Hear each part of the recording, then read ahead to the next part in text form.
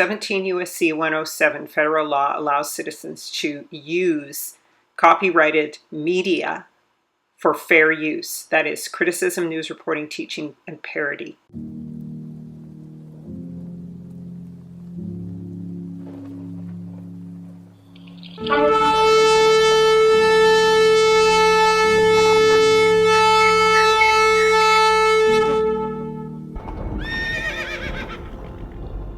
Kuma, Yahweh, Weaputu Oyeveka, Weanusa Misameka, arise of you, O Yahweh.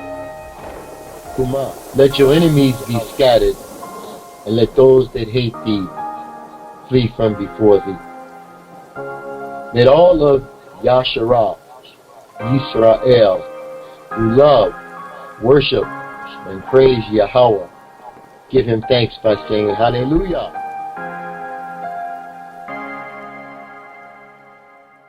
Shalom, everyone, and welcome to Into All Truth. My name is Rachel. We welcome donations, and we thank you, everyone, for donations that you made for calendars and cookbooks. Make a donation of $35 or more at livelightwell.com, and you'll get both the calendar and the Hebraic lifestyle Chaya Eat Life and Fast book.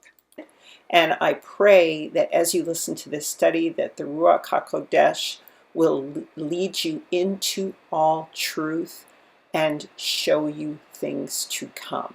Baruch atah kulam, in the name of Yahushua HaMashiach. Jacob's troubles will soon be over.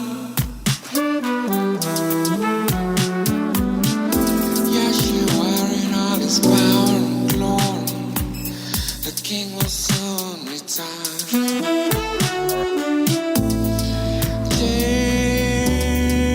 Jacob's troubles, the red dragon scattered Yahweh's people.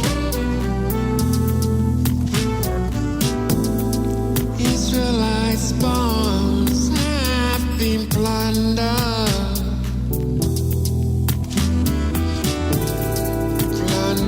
from nation to nation. None seeketh after Israel. So this is the time of Jacob's trouble. And remember, Israel is a woman. Israel is a woman. Okay? And none seeketh after her to protect her. Right? The sisters. Not so true anymore, slowly changing. And there appeared another wonder in heaven, for behold, a great red dragon, having 7 heads and 10 horns, and 7 crowns upon his head, and his tail drew the third part of the stars of heaven, and cast them to the earth. And the dragon was wroth with the woman, and went to make war with the remnant of her seed.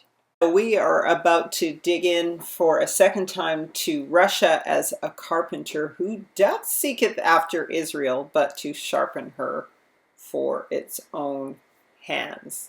And now with this, we're going to be tying the Crimean War of Russia, the crime of the ages, into all of the wars that Israel was fighting, and into the fall of Japheth's power is kind of what I'm seeing as sort of my theory at this point, and the rise of the empire of the fallen angels, the final hour of the beast.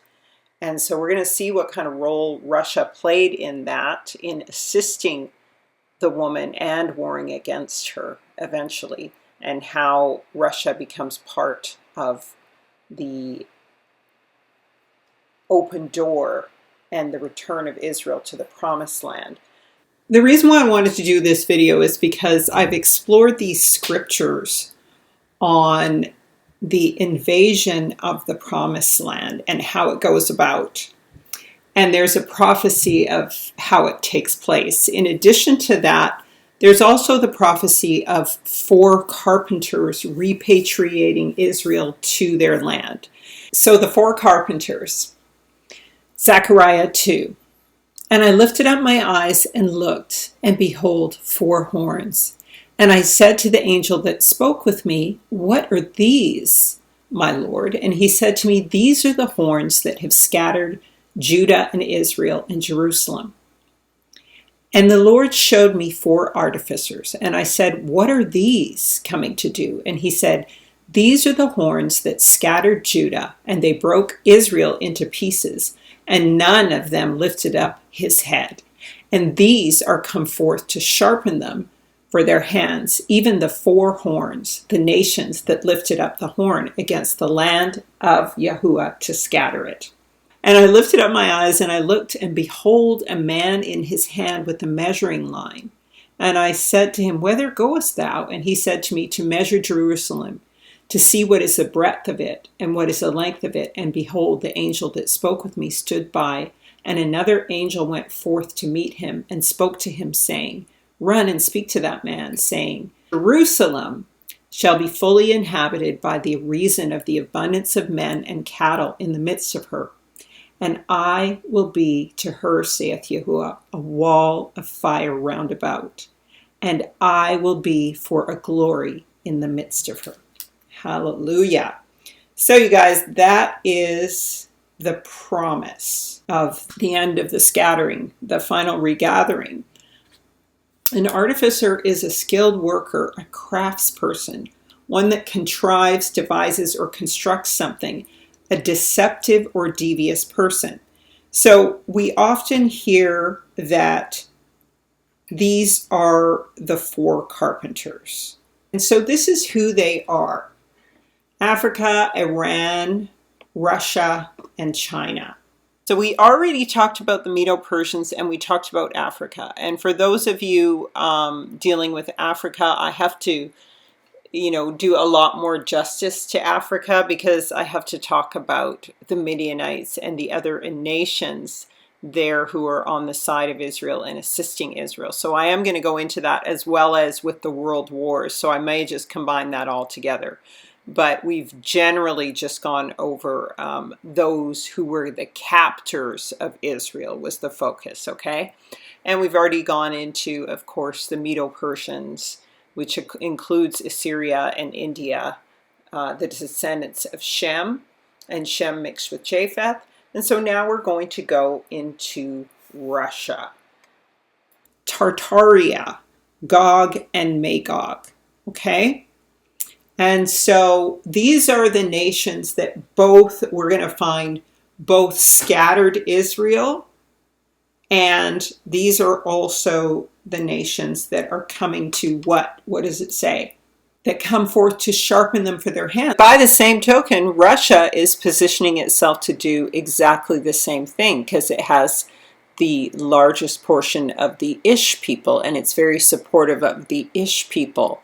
So same thing, sharpen them for their hands, usurp the identity, same agenda from Japheth as is coming from Esau, Edom, and Ham. So keep in mind, the devil has players on both sides of the chessboard, both black and white players. And that's what this is all about. It's all about being a player for Yah in this end game. All right, Arthur Koestler's 13th tribe, continuing. There's an ancient tradition among the Germanics, and they would go and get the Sabian women, and they would go and get the Jewish women. And according to this tradition, a German unit, the Vangioni, who fought with the Roman legions in Palestine, had chosen from the vast horde of Jewish prisoners the most beautiful women, and had brought them back to their stations on the shores of the Rhine and the Main, and had compelled them to minister to the satisfaction of their desires. The children thus begotten of the Jewish and German parents were brought up by their mothers in the Jewish faith, their fathers not troubling themselves about them. It is these children who are said to have been the founders of the first Jewish communities between Worms and Mayence. Okay, so that's from the 13th tribe. So don't forget, just remember, whoever has the woman has the land. Whoever gets the daughter of Israel gets title to the land. Levi, Simeon, and Judah knew this. Abraham was scared to confront the Egyptians. So was Isaac. So was Jacob when it came to Dinah and Shechem, but Yah made Levi priest because he fought for Dinah. Simeon was exalted also for that reason, and Judah, all three of them. So because of Simeon's bitterness against Joseph, though, he fell. But that's why Judah and Levi are at the top, because they understand the value of the woman. Levi married a Levitical daughter, a daughter of Haran, had no issues, had one wife. Judah married a Canaanite, learned his lesson, got his sons a priest's daughter, and then all his sons died who were married to her. And then he accidentally slept with her, but she redeemed the line back to Yehuda, back to Israel. But he recognized that he mistook a rich woman for a queen in the Canaanite, and he mistook his daughter for a prostitute. So he realized he didn't know how to choose a good woman. So he just abstained.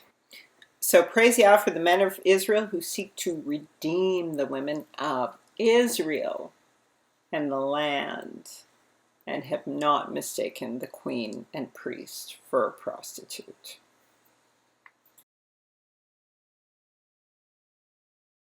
So we're going to get more into these white and black bloodlines of the Russians in part 2 of this, which I'll post later on this week. It's just gotten to be really long, and of course I'll go into the Belarus, the white Russians, the Ukrainians, who are the Polish, the Ashkenazis, the Ukrainians. They're all the same people, exact same genetics, everything. So I want to start with a little bit of history on the Khazars, and that is because the Rothschilds are related to them. And so I'm going to try and sum this up quickly. This was in a recent video that went around on YouTube for a lot of people from a Christian person of color, but I don't necessarily agree with everything he said, but it was a good source of some information.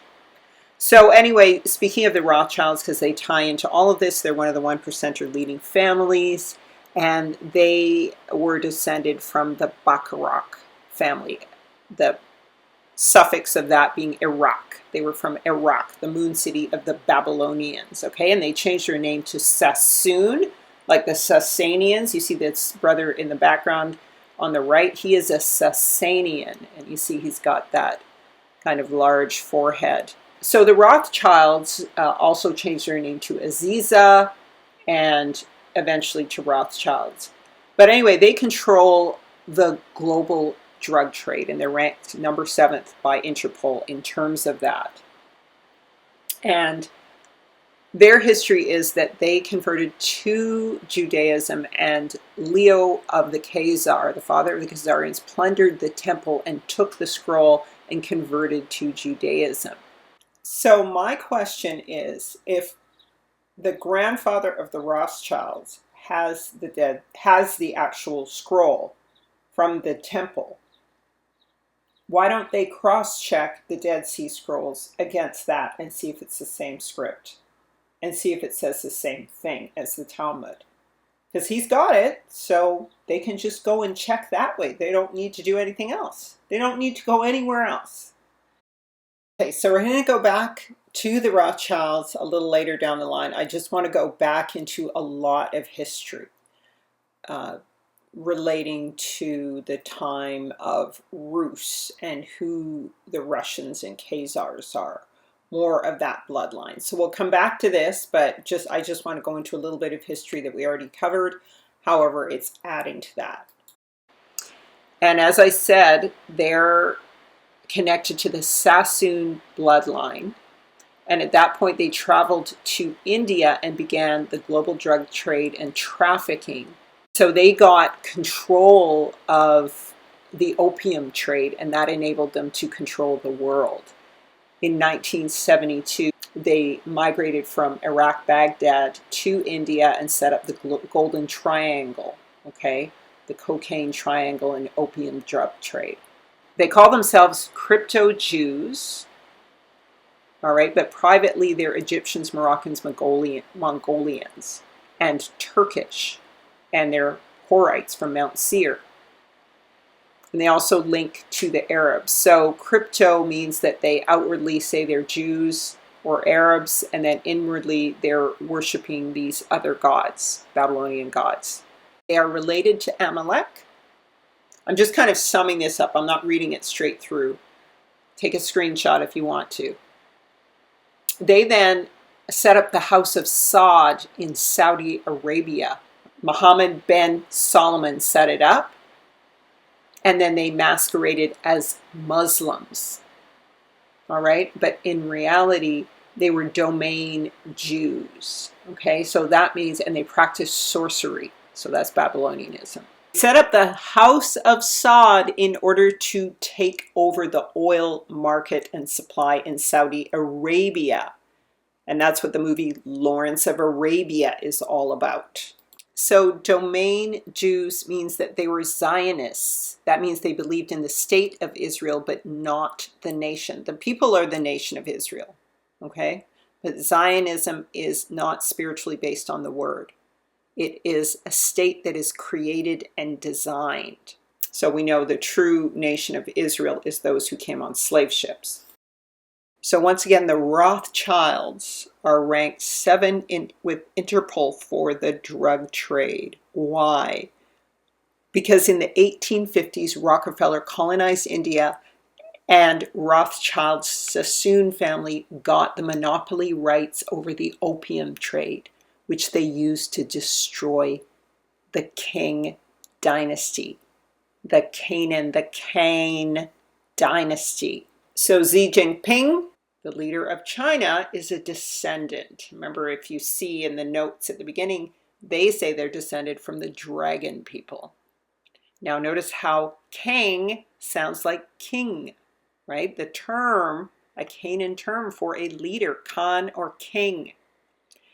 Canaan is not allowed to be grafted in Scripture, nor is the fallen seeds of the Horites. However, after Yahusha, he does allow the Canaanites to become grafted in.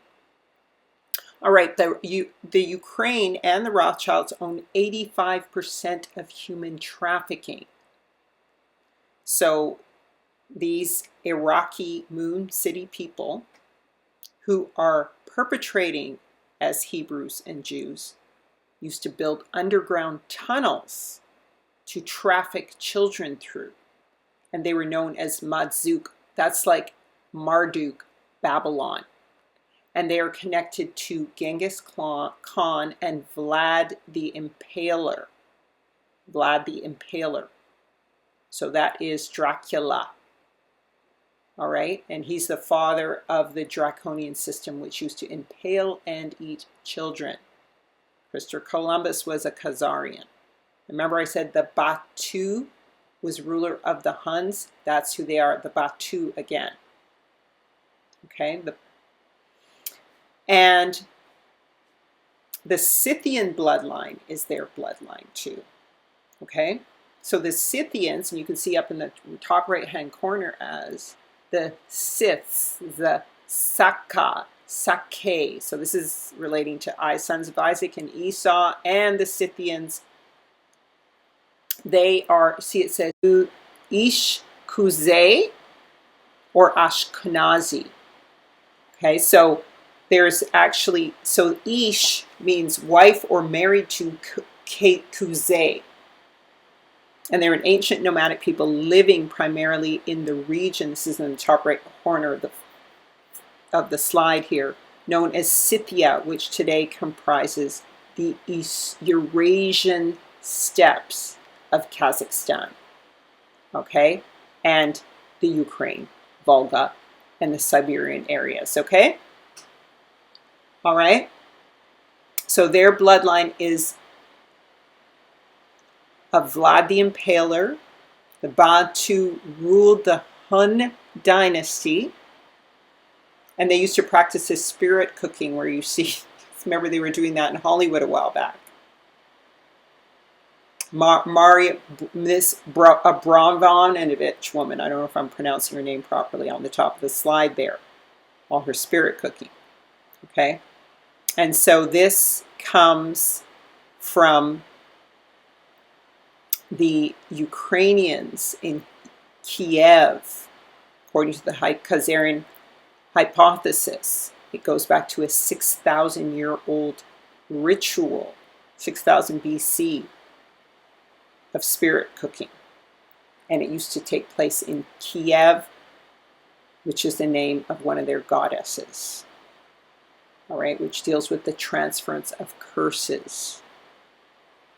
Kiev was once part of Russia, and Kiev is part of the Ukraine. So that you understand exactly what this means. These people would do these rituals in line with the new moon. The sickle is the shape of a new moon.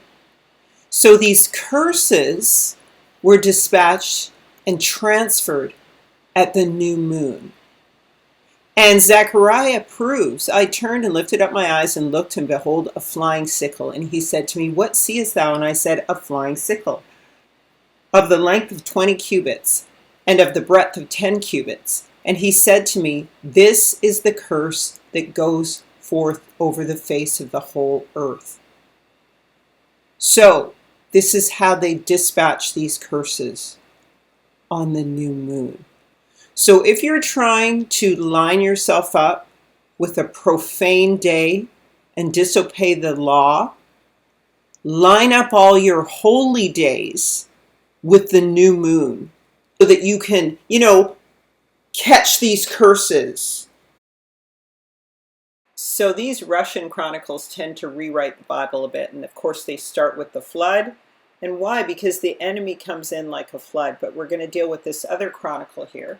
So this Russian primary chronicle that I'm going to use really does some interesting things. And one of the things they do is, of course, they rewrite history. They rewrite the Bible, the flood, boundaries, all of that kind of thing. But so it's really interesting, though, what they say about the land of Japheth and who the people are. And then we're going to get more in depth with the truth of that.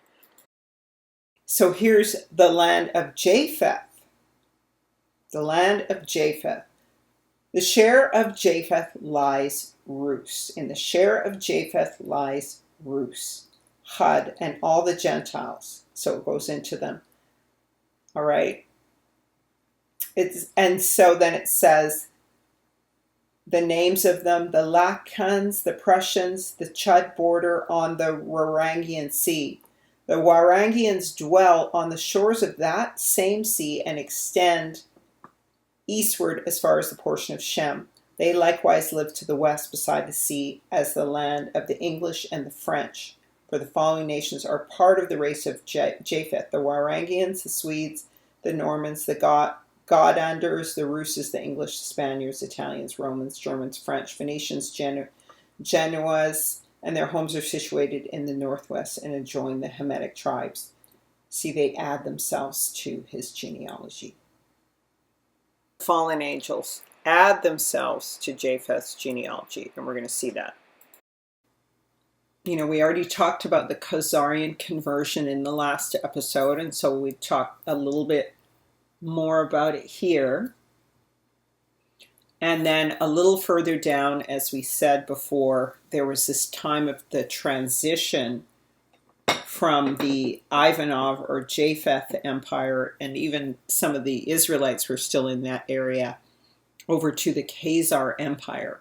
And so what I'd like to just discuss with you is there being a kind of community of Israelites there, even still possibly, because there is an Ephraim who is a sort of a bishop over that region. And he is also called John of Kiev, like a Prester John. Now, this could be Esau imitating the bloodline, or it could actually be Ephraim. Okay? So, Ephraim in Russia and Kiev. All right, so around 1089, mention is made of a metropolitan Ephraim in Paris-Saval, which is striking in view of the fact that the metropolitan John of Kiev is mentioned as dying the same year and is being replaced by a successor of the same name brought from Constantinople. Okay, so, and Ewan would imply Ulam, or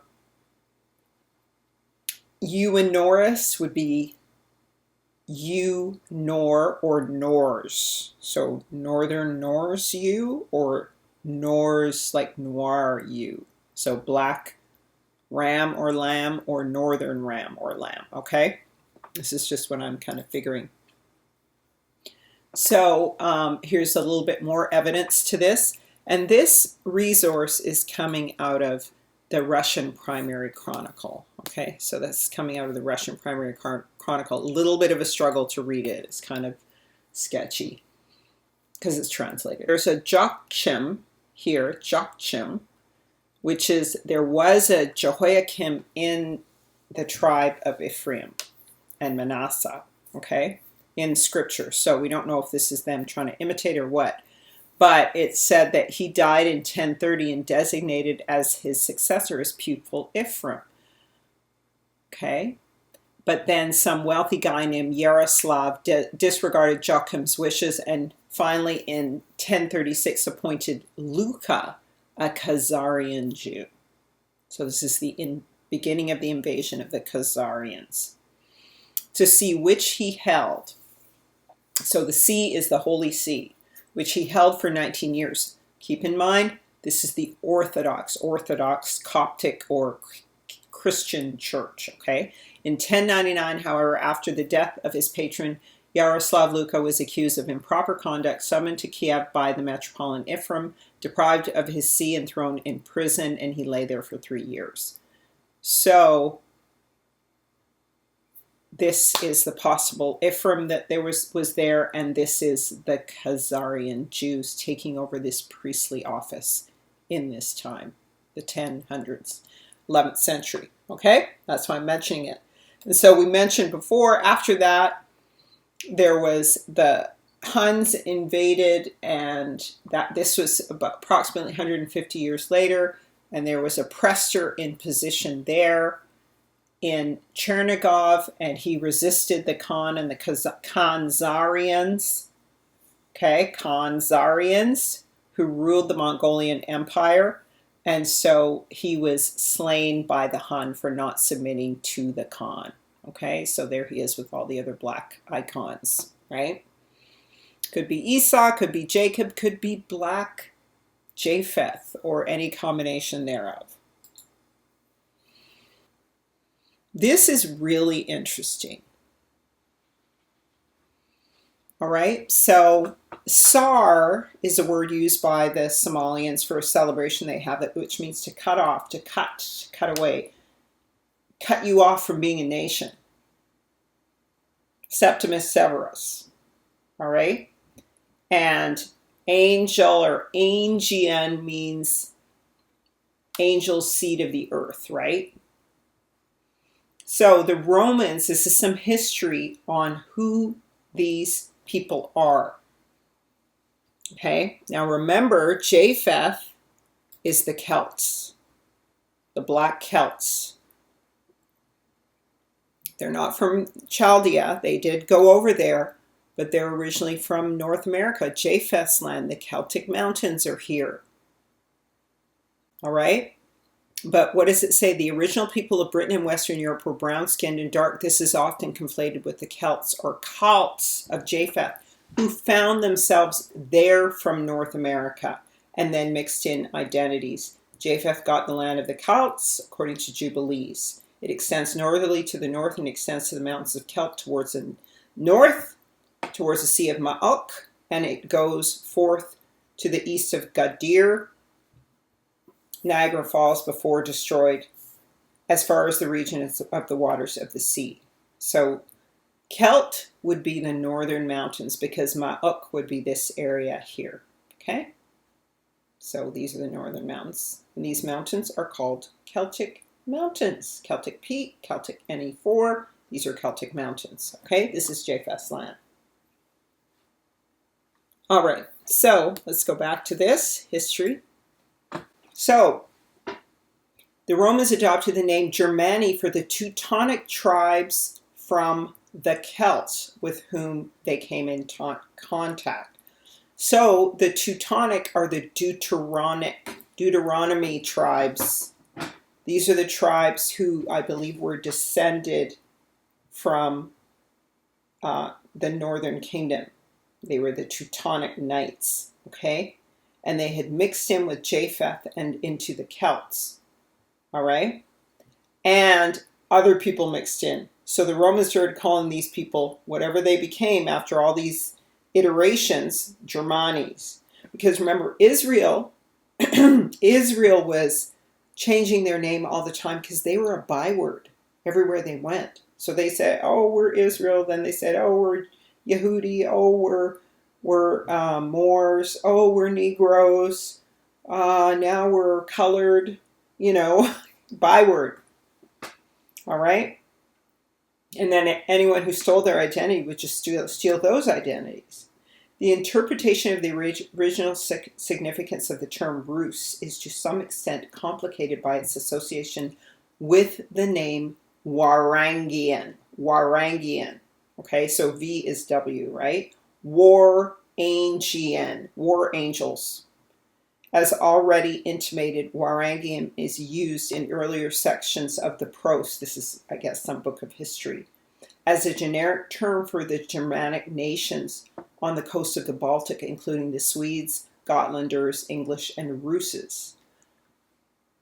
On the other hand, the prose in 4 passages specifically refers to the Warangians as from beyond the sea. Dead things come up from out of the sea. They come from beyond the sea.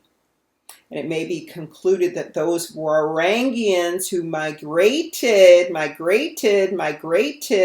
to Russia were regarded as exclusively Scandinavian. Okay? So, angels. So this Arabic geographer Al-Bruni also mentioned the Baltic Sea as the Warangian Sea and specifies the Warangians as people dwelling on its coast. So they dwell on the coast. And so the Arabs said these Warangians were the Swedes.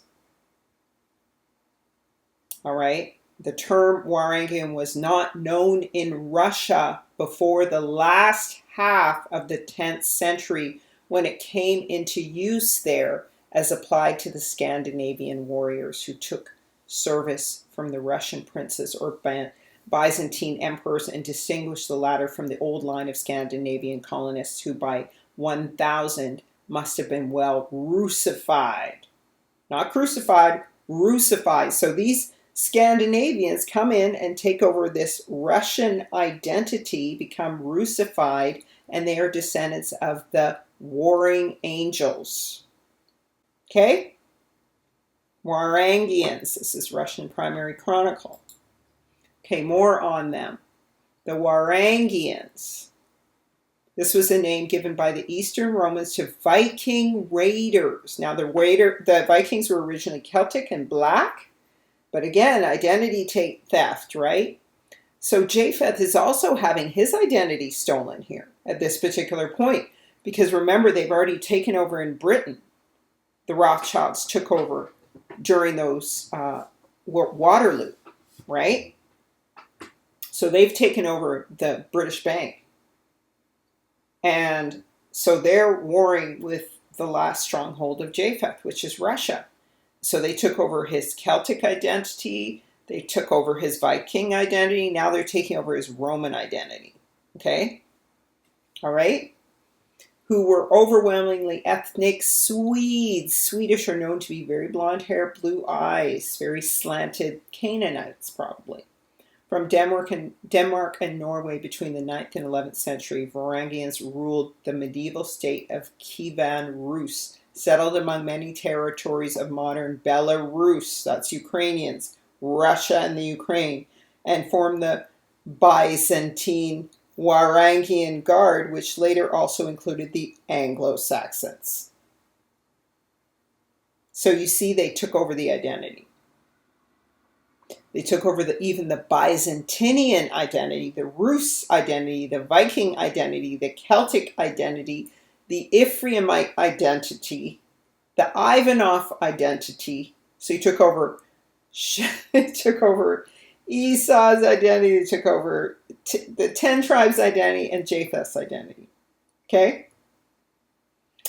A group of Varangians known as the Rus settled in Novgorod under the rulership of Rurik. So Norse sagas, that's what they call their stories, sagas. The continuing saga of... Remember we used to watch all those miniseries movies when I was young, and they were always called a saga. All right? So, now here's something really interesting, and this is all about the definition of the land of Ham, right? Because what they start doing in these Russian chronicles is they now start redefining all the lands. They call the Western Europe, the land of Japheth. They expand also Ham's land into Africa. So that's what they do. Watch. A lot of Ham, they do their own version of creation and everything, right? In these chronicles, because they're rewriting the book.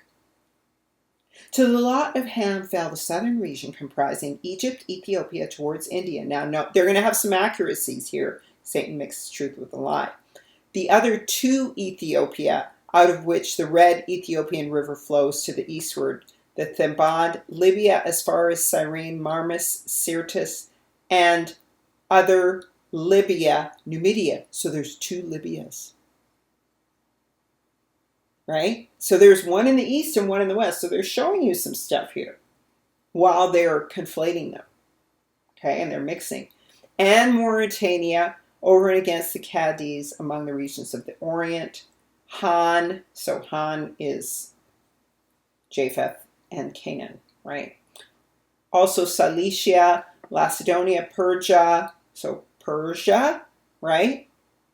So remember, Japheth got Persia, the Medo-Persian Empire, Cyrus, right? Kamalia, Lycia, etc., etc. Okay? Well, I shouldn't say etc., but and so on and so forth. So,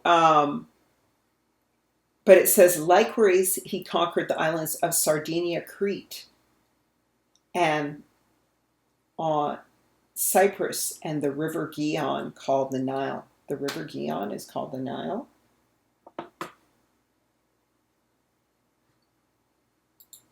Remember in the lands of Shem, I showed you that this whole water mass going around the back of the head of the man of Africa was the Gihon River. And then it split here, and because this connects here, it split and goes down that way, down south, and it goes across this way, the Gihon, into Africa. That was what was called the Nile. Not necessarily here, but the Ethiopic Sea was the Ethiopian Ocean was the Nile. Because remember, there's 7 streams in between here from when the land masses were connected. So the Gihon River was also known as the Nile. All right, so what I'm going to do is, we're about to go into more of these genealogies, but it's important that I tie the Crimean War into all of this, because the Crimean War is much bigger than it's given credit for being. It's kind of tied into a lot of the wars, like the Civil War, wars going on in Ethiopia, Africa, even South Africa. We see the Romans, the Russians taking in particular side. So it's a pinnacle war in history, but it's very much diminished and called a scrimmage and minimalized to hide this history. So I'm going to give you the Cole's Notes version here, you know, with a bit of propaganda in it, of course. The Crimean War marked a turning point for the Russian Empire. The war weakened the Imperial Russian army, drained the treasury, and undermined Russia's influence in Europe. The empire would take decades to recover. Russia's humiliation forced its educated elites to identify its problems and to recognize the need for fundamental reforms. They saw rapid modernization as a sole way to recover the empire's status as a European power. The war thus became a catalyst for reforms of Russia's social institutions, including the abolition of serfdom and overhauls of the justice system, local self-government, education, and military service. But really what this was about was taking down, I think, the Japhethites, the ruling emperors of Japheth. Because remember, Russia is Japheth's strongest, pure Japheth empire. Even the Midianites were mixed with Shem, right? So even the Persians, the Medo-Persians were mixed with Shem. So this is his strongest empire because anything west of Russia is Shem's land too. So this was a very significant war. All right, so now we're going to tie it into all this other stuff. We're going to look a little bit at the genealogy again, continuing from what we were just talking about. But we see the transition from Negro to Blanco, right? With the Turkish or the Coptic Christian or Arab identity being taken over by the Khazars, by the fallen angel seed. Okay, so some of these things I'm getting from Tartaria Info. This is a Russian website, so I just want you to see it. We're going to talk about this later. That's going to be the tie-in to South Africa, but I want you to know because I didn't quote it on some of these pages. So, the Crimean War has been viewed numerous times from different points of view, including the conspiratorial ones. Nevertheless, the event is still one of the most mysterious ones in our Russia's nation's history, right? The name itself reveals that it took place in Crimea, stressing that its location was the main battlefield of war. However, we know that some military operations were conducted by the very same belligerents in the Baltic, White and Okhotsk Sea as well. There were also some less known battles, such as bombing of Odessa, that's huge, Tangaram, Sumilan, Speyborg, which left almost no trace in history. Long story short, the Crimean War was a conflict of a much bigger scale than just a single Crimea-related operation. Story about the spelling, you guys. I'm always going to have about 50 of them. So get used to it. I have to work really fast on these, so my apologies in advance. So, anyway, so the Crimean War was the first to be photographed. Okay? Hence, we're going to have to suspect that it's kind of a propaganda story they're telling. It's a narrative, right? So that's why there's so much mystery around it, because it kind of, a lot of it doesn't make sense. And I want you to remember this white swan. Remember in the last video we talked about the white swan boats? The white swan boats. All right, that the Russians, that people used to go all the way to North America. So this is one of Russia's white swan boats. And look at, they got some Negro soldiers, a lot of mixed kind of people up in there. All right, so we'll continue. The Russian-American relations were not always so bitter and tense as now. During the American Civil War, Russia supported the Union primarily because its main geopolitical enemy at that time was Great Britain, which was sympathetic to the Confederacy.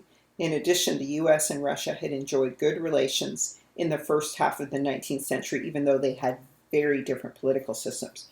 So now remember, Russia helped finance Americans' dollar, gave Lincoln dollars to finance their American dollar, okay? That was one-to-one value. It was a completely independent banking system, which of course Britain had to try to break, right? And the war, when it begins, it pops off in this place. I'm going to give you the name in a minute. But there's all this bombing from above. It's not, they try to imply that there's all these cannons that shoot out, but this is supposed to have kicked off the war. And I'm showing you this because at the time, I'm going to go back to this.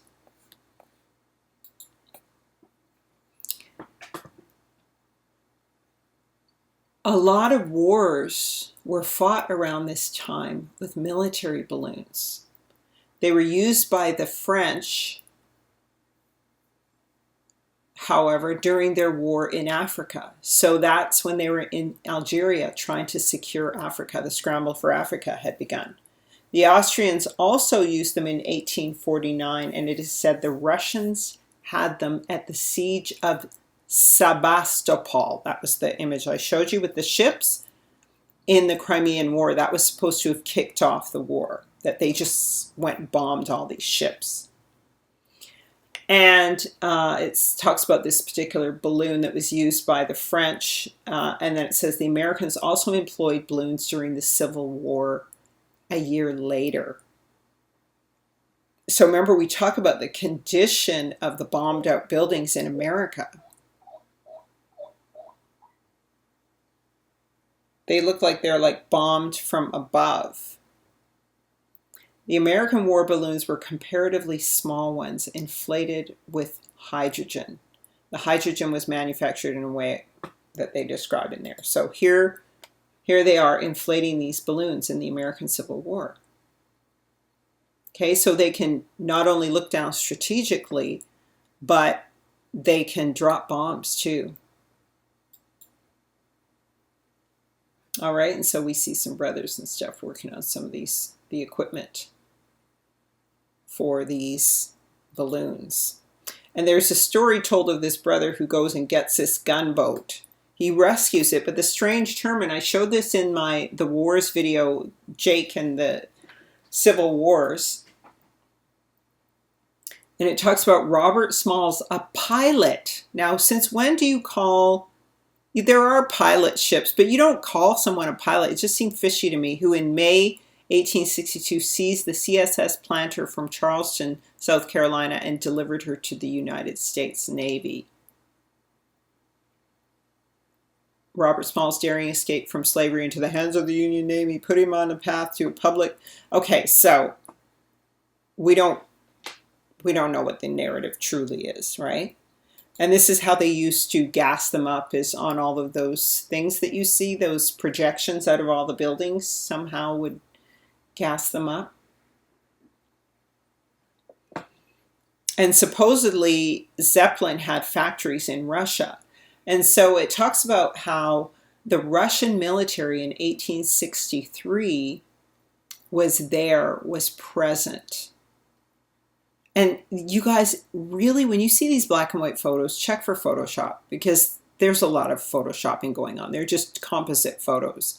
And it's easier to do because they're all grainy and black and white. But some of these guys look like brothers. I don't know. It's like kind of a mixed multitude. All right, so that's them at present during the Civil War. Okay? And again... I'm talking about this because there's this whole, we'll mention it a few times here, but I just want you to be familiar because I talk about it in the last two of my favorite videos, which are the As Above, So Below, the Big Come Up, and the video on the wars, the Jacobite Wars, Civil Wars and everything. So please go and watch them, you guys. Really important videos. So we see in these wars, these burned out buildings, the roof is entirely done in, right? And the brick buildings are on fire, and they, of course, blame it on a black woman, right? But Marie Joseph Angelique. But what we're saying in those videos, that there's so many burned out, exploded buildings and stuff like that, that it seems like they were dropping bombs. And clearly they had the technology to do it. And they believed that they had other weapons, other forms of weaponry that would actually melt castles. And this is the consequence of it. This is the rock melting from the weaponry. These castles weren't necessarily built inside of rocks, like conies in the rock.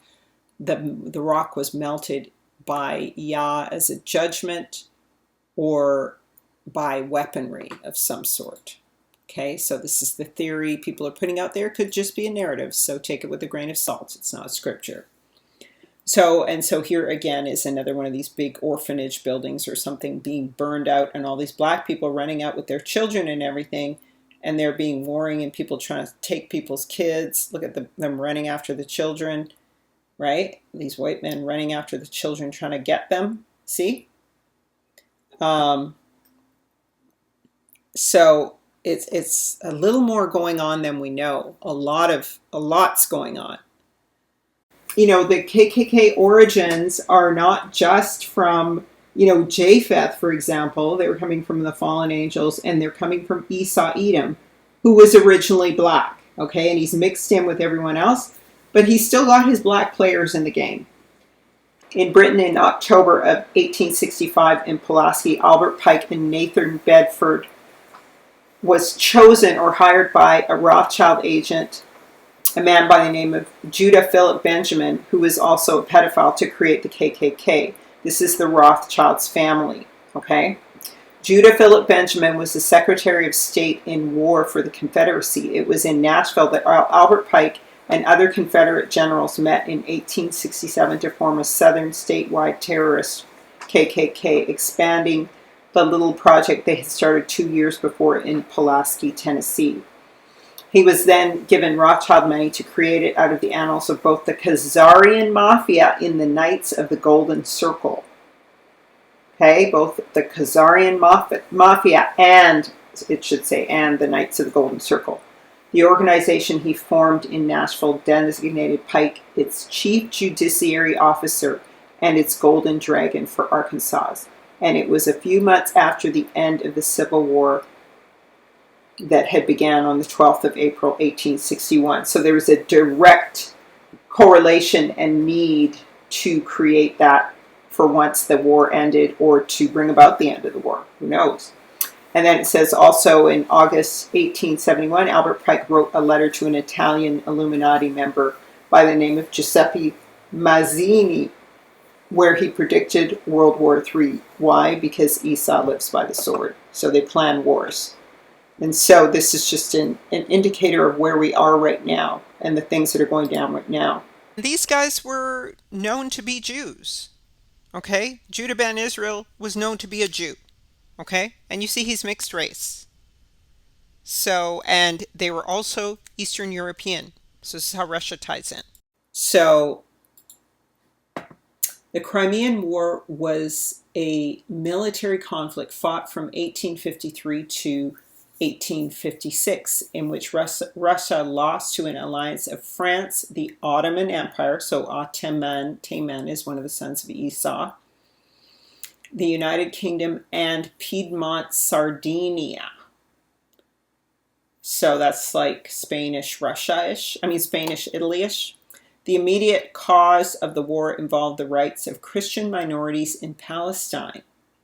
So now remember, Russia had a relationship, okay, with the Arabs, because there were so many Arabs who were part of the whole raising up of Russia, because half of them went into one side of Russia, and then the Prester Johns and Christians went into the other side of Russia, and then the Khazars chose Judaism, right? Remember that story from several of my other videos? So there's a few things at play here. The immediate cause of war involved the rights of Christian minorities in Palestine, which was part of the Ottoman Empire. Okay, the Coptic Ethiopians, Orthodox Ethiopians, always had a relationship with Russia and the Byzantines. They look very similar as a people. Okay, and like I said, I think the true Japhethites were black, and they were a mixture. We already talked about how Japheth did marry him with Ham and Jasher. Shows that. The dispute was over sea routes from the Black and Caspian Seas into the Mediterranean. Why? Why were they beginning to dispute? Because the rest of Africa, the rest of Europe, was getting ready to overtake Africa.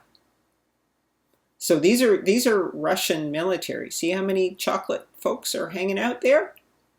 This one's a bit whitewashed, but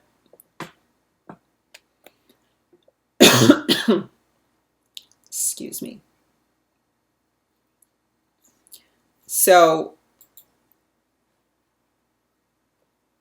here was Russia, here's the Black Sea, and here it leads into the Mediterranean Sea, and then where does that go? It goes into the Nile. and down into Africa. So the rest of the Europeans are working on their scramble for Africa. Russia's not dependent on Africa, okay? They were not dependent on Africa.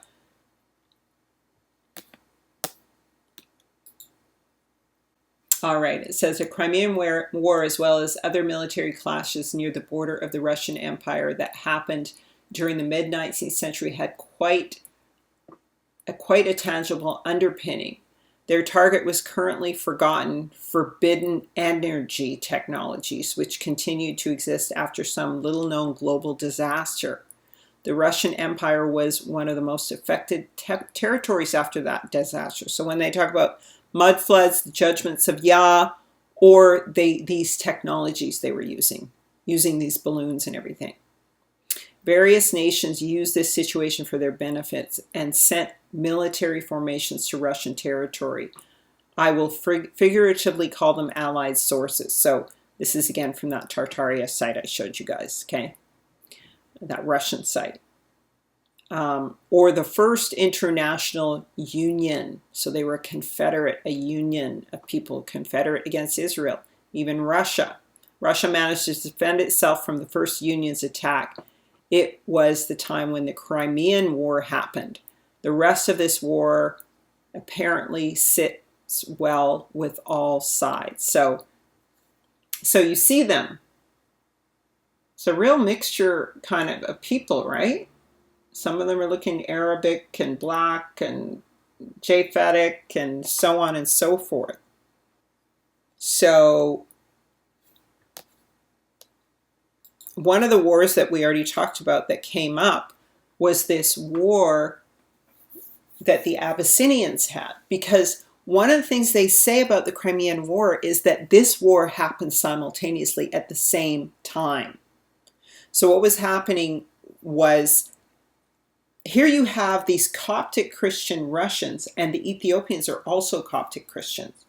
They all seem to be a mix of Byzantinians, Shem, Ham, and Japheth, really, with Esau, Edom in there, and Israel in there. Okay? But everything has gone Catholic through Esau and Edom and the Presters. And so Ethiopia is a key strategic point, right? Because it is further down the Nile. Everyone else is scrambling for Africa. They already have a relationship with the Abyssinians. So what do you think they're trying to do? This is like the real Russia. Like this is, the Khazars are taking over Russia, but this is Japheth. Because remember I said he lost Britain. He lost Britain to the fallen angels, the Anglo-Saxons, right? So in 1855, Ethiopia was a country divided with no powerful central authority.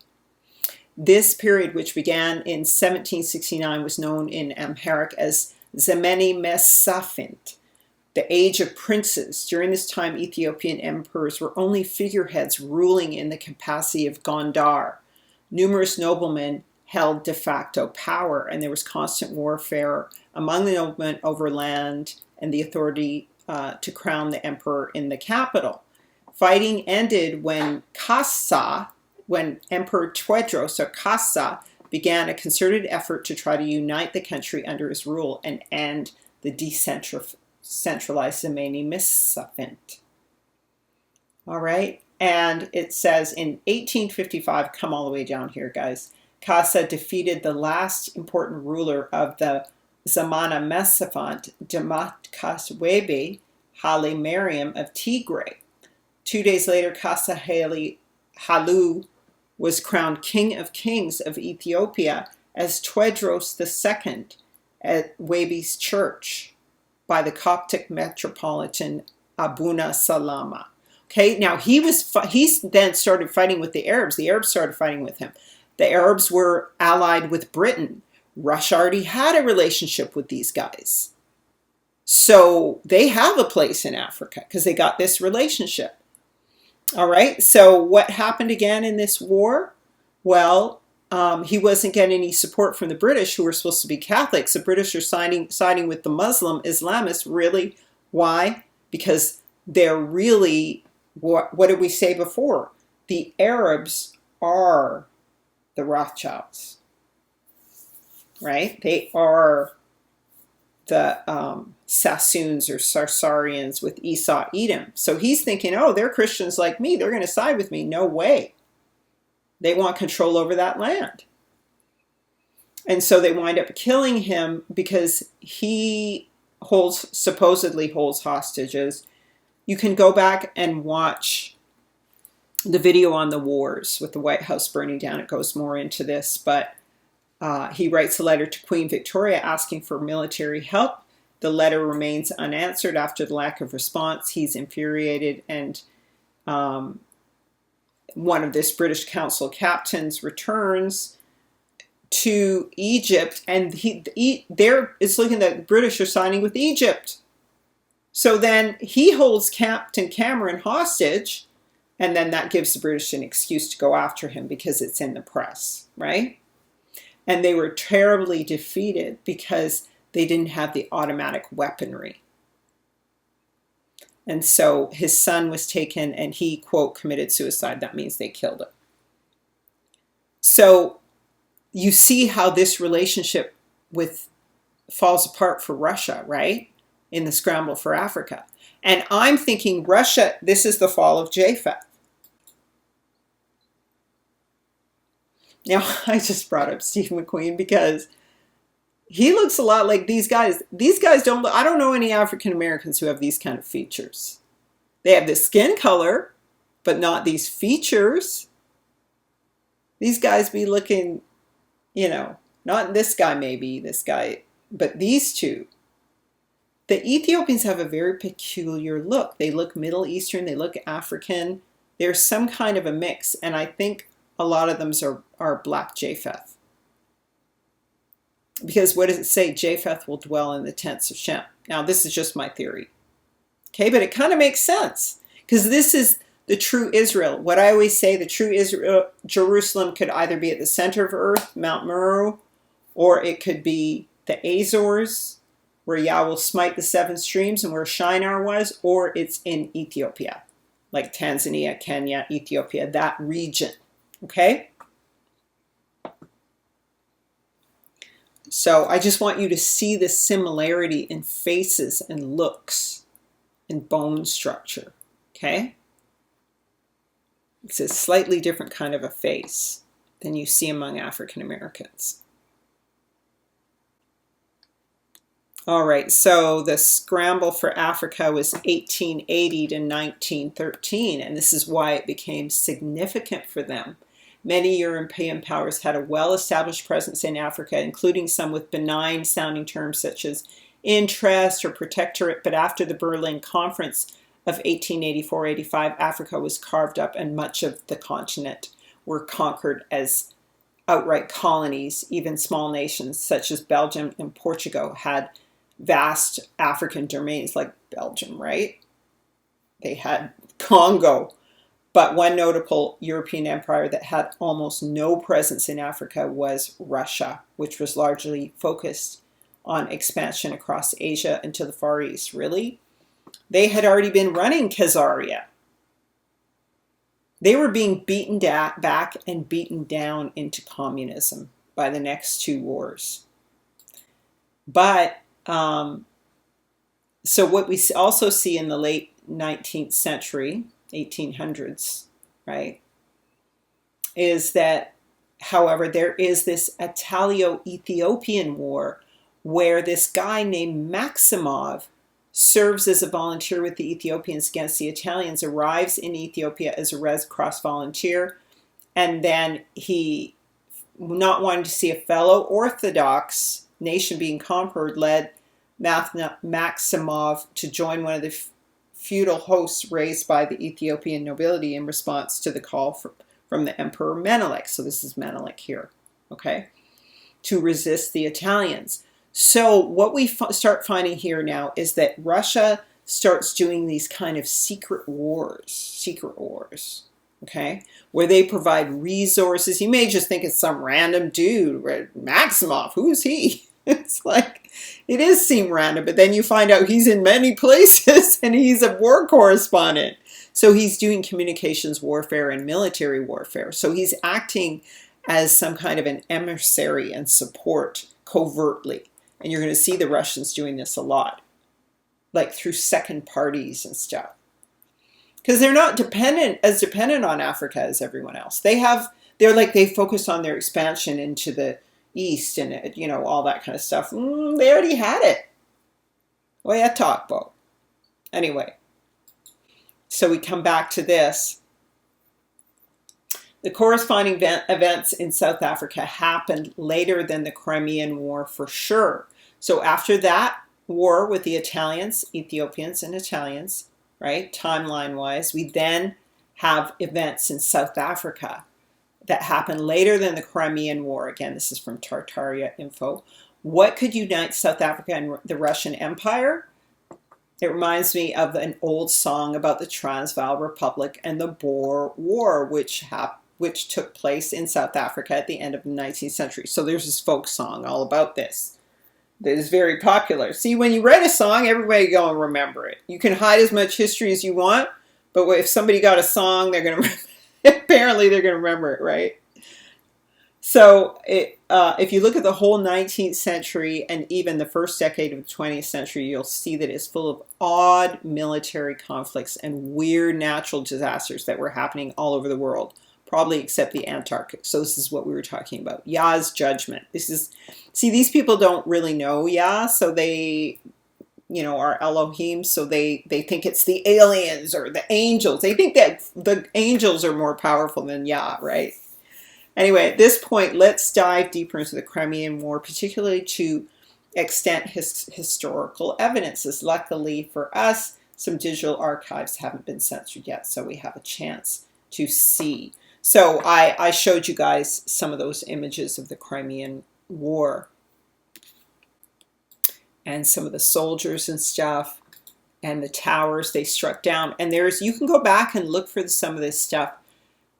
And there's all kinds of weird documentation of the wars and destruction of buildings and stuff that doesn't make sense. And then buildings being left alone and vacant, they say, or cities. But I'm not sure about that because the photos look kind of doctored to me. But anyway, we're going to go to the South African War. So remember what we told you about the Rothschilds, right? The East India Company that they owned. So now what does Russia do in this time of the Boer War in 1899? Remember I said kind of a policy of secret war and support. Not like a deep state, but a shallow state support, okay? They don't really have that many resources to go deep, but they have some resources. It is known that at the beginning of the 20th century, Russian people lived in South Africa in small numbers, okay? It's in Wikipedia. Some of this is from Reddit as well, because you can't find a lot of info unless you go to universities, which I found some. The Second Boer War, or the Second Freedom War, okay, also known as the Anglo-Boer War, okay, was a conflict between the British Empire and two Boer republics, the South African Republic and the Orange Free State, over the empire's influence in southern Africa from 1899 to 1902. So it was all about who gets to rule the Negroes and their land. The shorthand language. And it says that Smuts and Botha attacked and took control of the German Southwest Africa, now Namibia. And next year they took German East Africa. This is significant because during the Boer War, German Kaiser had expressed support for the Boers against the English. And there was sentiment that the Boers were part of the same continental Germanic ethnic heritage as the Germans. Okay, the Boers were part of the same continental Germanic ethnic heritage as the Germans, who were the bitter enemy of the British at the time. So this preamble to World War so-called One. But this was all really World War I, all the Crimean War and the Civil War and all that kind of stuff. But here we see the former Boer fighters like Smuts and Botha fighting against Germans as part of a South African Union. So Russia fought for the Boers again against the Hun and Kane. Hun plus Canaan, Japheth plus Cain equals Khan. Khan. Okay? The Huns. Attila the Hun. Tubal Khan. Tubal Cain. All right? That's Japheth mixing in with the Canaanites. All right.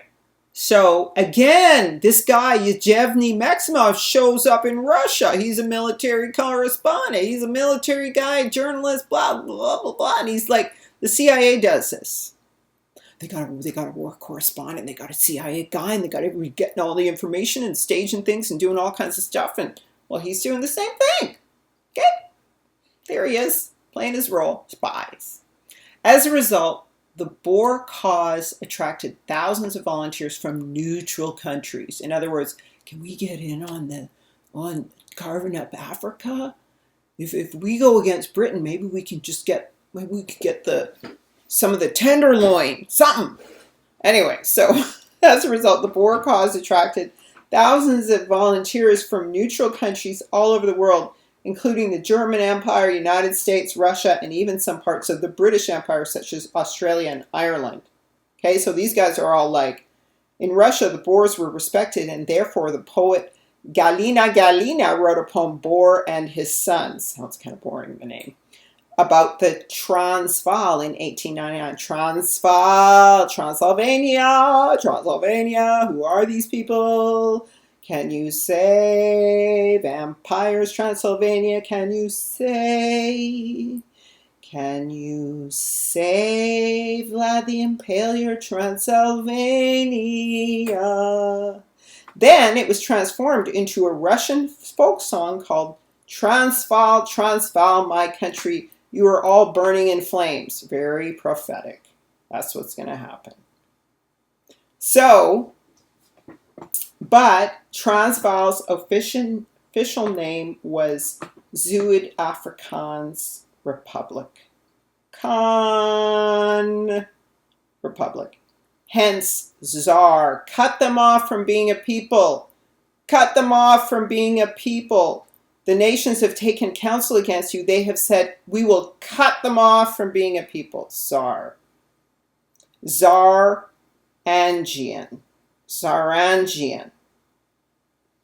Angels who cut you off. Angel seed that cuts you off. And these are descendants of the Dutch East Indian Company settlers. Who owns the East India Company? Rothschilds. So these are their family members.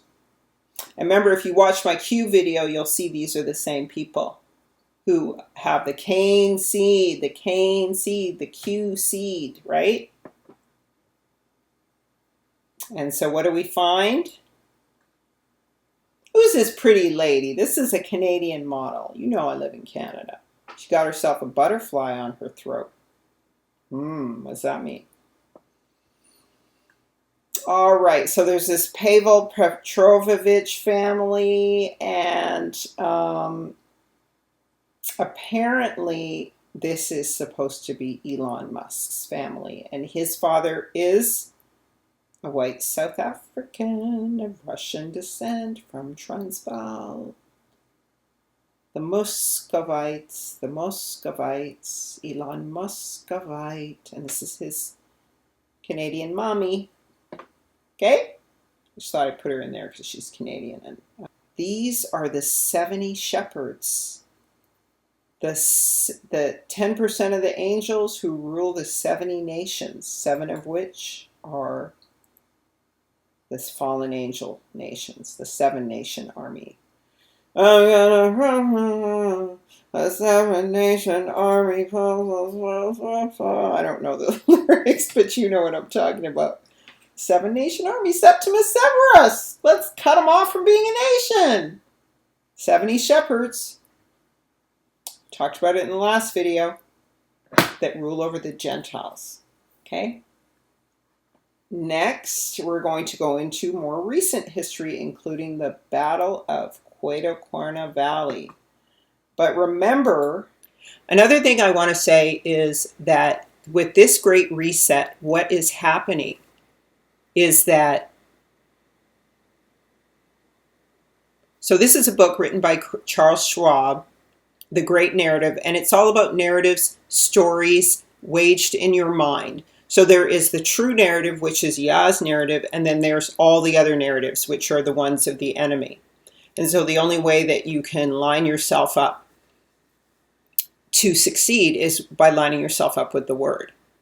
And what the enemy is going to do, and has been doing, is using these alternative narratives to churn and change the people's minds to move towards the New World Order. But one of the things that they really state is that in this, and I got this from Truth Unedited, that in this New World Order, it will not be a new normal. So the term normal derives from the term Nordic, M for waters or movements of the Aleph. So we were in a European society where the Norse were considered the Alephs, the leaders. Now, because the times of the Gentiles are over, that is no longer happening. So that's what he's saying. A new world, not a new normal, is now emerging, the contours of which will largely be defined by narratives that evolve to inform and construct the way forwards. So there's going to be new narratives to move out of the West being the controlling powers, and of course Africa will lead the world, as I've said. And they're trying to sharpen Israel for their purposes, the same nations that scattered it.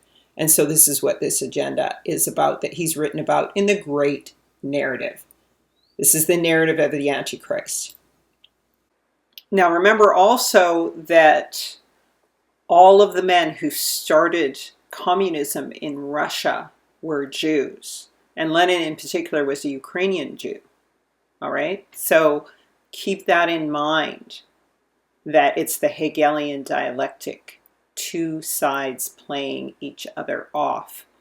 Also, other things to remember with the whole communist revolution, that Russia was very careful to provide aid to the blacks in Cuba, also in the Angola crisis. The Angolans were fighting against the South Africans, and Russia also provided military weaponry so they could fight against the South Africans and prohibit them from encroaching into Angola and expanding their right-wing empire. This was all very strategic, and even today, Russia is still trying to build relationships, good relationships with Africa, but still there's a larger game at play with the Illuminati, and everybody is sort of a puppet, but we know that Abba Yah is the ultimate puppet master of everything. So just letting you know that those are the ways that Russia has worked with Africa and really is seeking friendship with Africa right now as an equal trading partner. And they don't have the bad spiritual karma necessarily, even though I mentioned there may have been some involvement with the weapons that were given in the Lord's Liberation Army.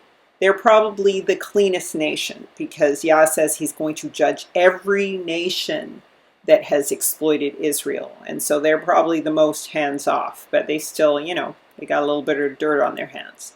So let's go into some history. According to the intellectual Alexander Solzhenitsyn, Ukrainian, he said that the blood-maddened Jewish terrorists had murdered 66 million people in Russia from 1918 to 1957. Between the years 1917 and 1991, preceding the collapse of the Soviet Union, it is estimated that the communist Jews murdered somewhere between 60 and 135 million innocent people. So this is what Solzhenitsyn says.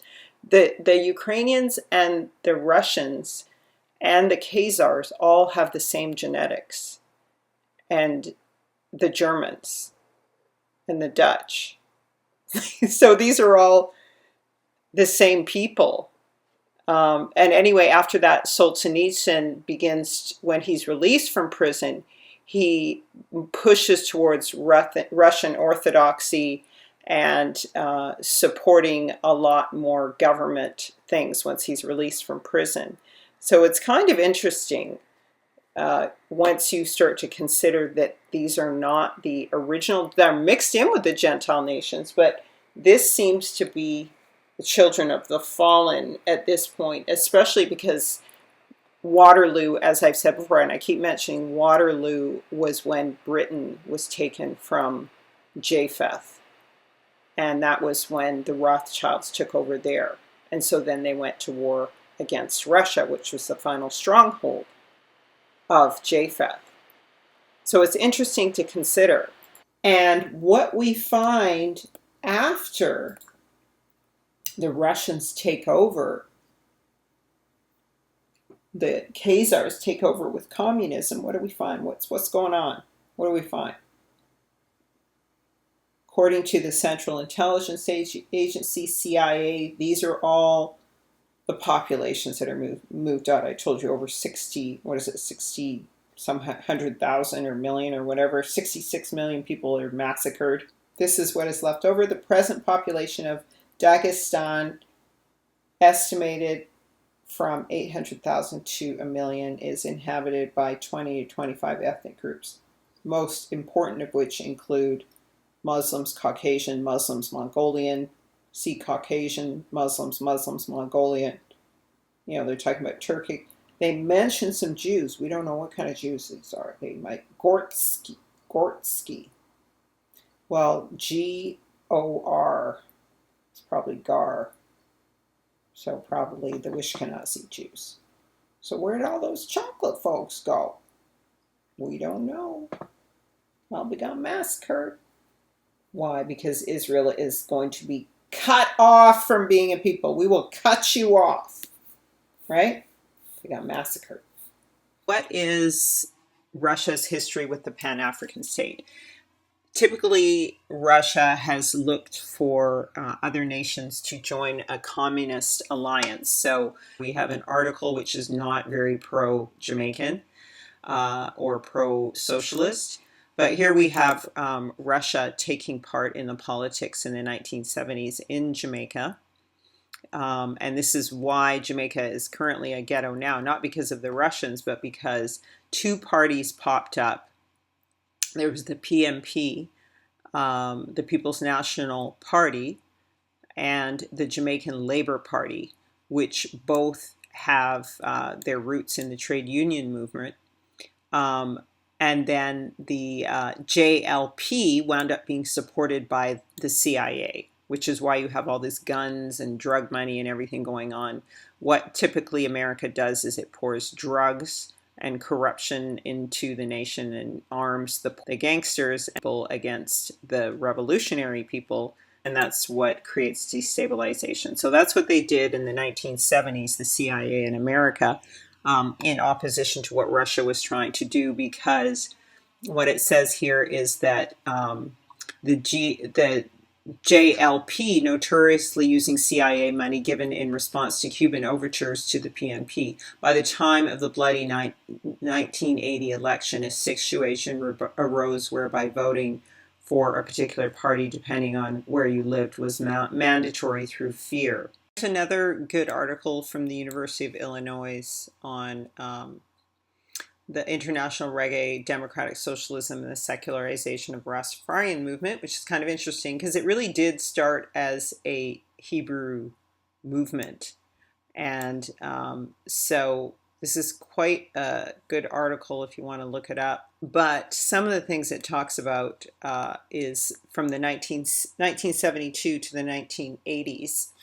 Interestingly enough, with the Jamaican Labour Party, which I say was, as I said, was financed by the CIA, that was the more conservative one. And then Jamaica's poorer dissident groups embraced the People's National Party with Michael Manley, former Prime Minister of, son of former Prime Minister Norman Manley of Jamaica.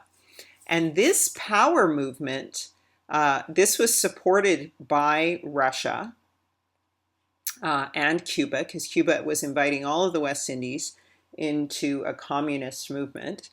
And so Michael Manley, it says here, even adopted the name Joshua and promised the Jamaican people deliverance from oppression. 2 years after winning the election, he formally called Jamaica a democratic socialist country and promised a redistribution of wealth. And of course, that's when the CIA came in with all the drugs and everything. And they're still saying they're having drug wars there. Well, marijuana is legal in Canada, and in California, a lot of places in America are using it for medicine. So, there's still a lot of crime and dissidence in Jamaica. It's manufactured. And so this talks about how this affected the reggae music, because, Bob Marley was one of the first prophets, right? Who is speaking of the prophecy of the people of Babylon and Exodus and movement of Yah's people, right? In the 1970s. And so Manley was trying to bring peace and prosperity to Jamaica. And then the U.S. record companies marketed this as rebel music. And even Bob Marley had a song saying, rebel music. So again, this is a movement that was generated by men, by people. So it was not, I believe it was, the beginnings of a revolution by Yah, but it got corrupted by the American government and also by the interference of Russia. So was Russia ever involved with freeing the people of the transatlantic slave trade through communism? And the answer, of course, is yes. And over where? Cuban fighters in Angola's Civil War? Yes. So this article talks about the history of although the planters and businessmen of North America and the Caribbean purchased large numbers of slaves, the Portuguese colony of Brazil, with its many plantations and steady demand for unskilled labor, was the destination of choice until the mid-1800s, when it closed its slave trade.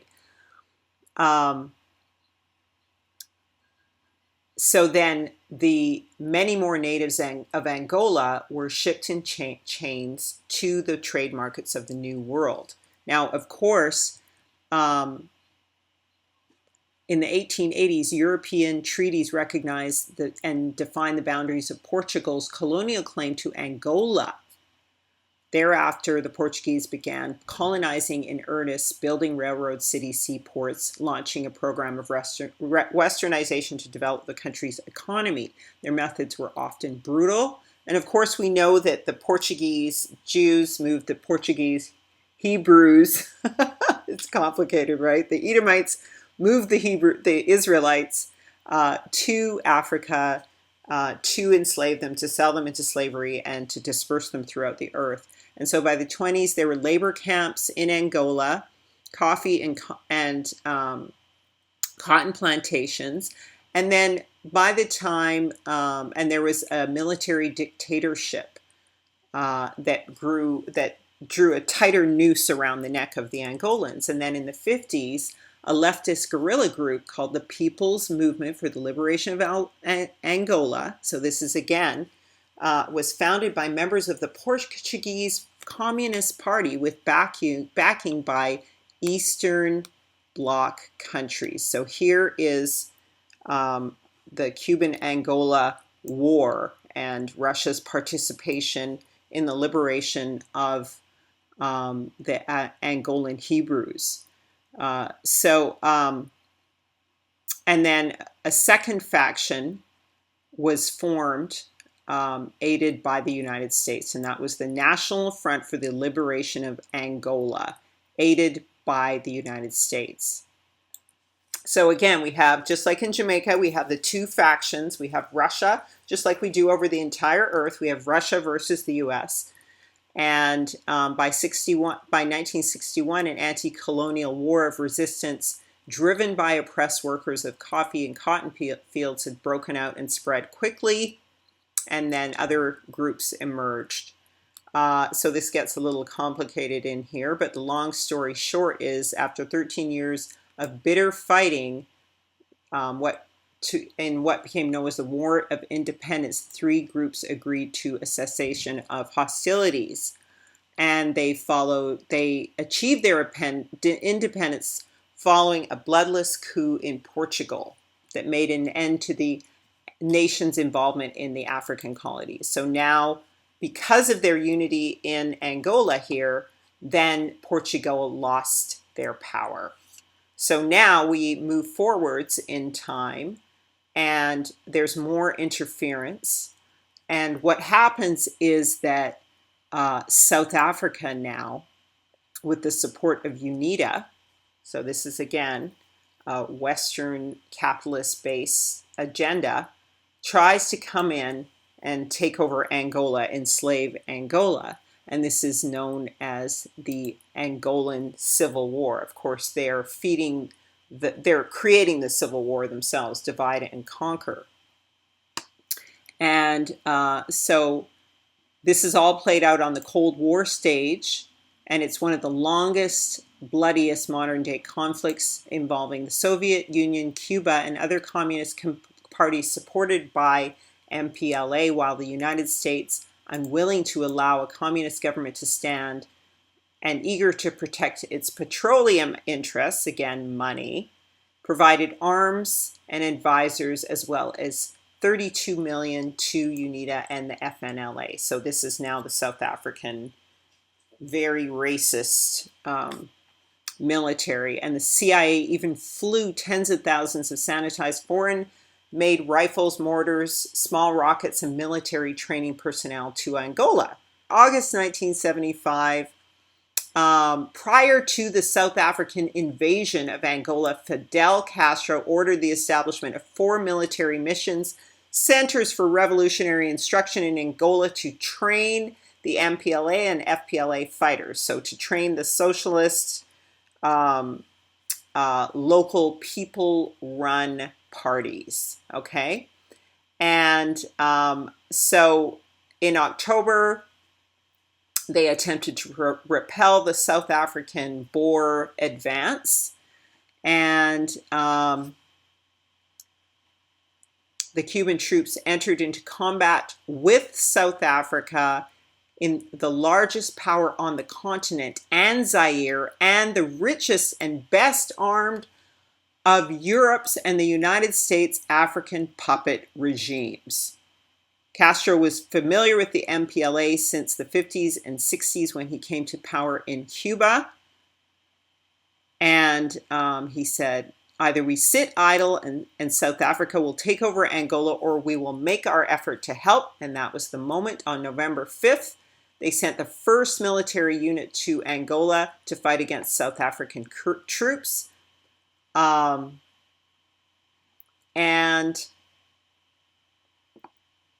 they dispatched over the next year 36,000 troops to Angola. Now, as a side note here, Castro codenamed his ambitious plan in Angola, Operation Carlotta, after an Afro-Cuban slave woman who had staged a revolt in Cuba in 1843, years before. There were racial conflicts in Cuba post-revolution, but a lot of people would say that it was much better there racially than America, and which is why the Black Panthers escaped there. Now, it does say that Castro maintained that the Soviet Union never requested a single soldier be sent to Angola. However, the Soviet Union did supply Cuba and the MPLA with a cornucopia of weaponry, including small arms, tanks, rockets, helicopters, and MiG fighter planes. I'm sorry. Anyways, but long story short here, they had a major battle in December 1975, and it eventually became a huge, long, brutal conflict.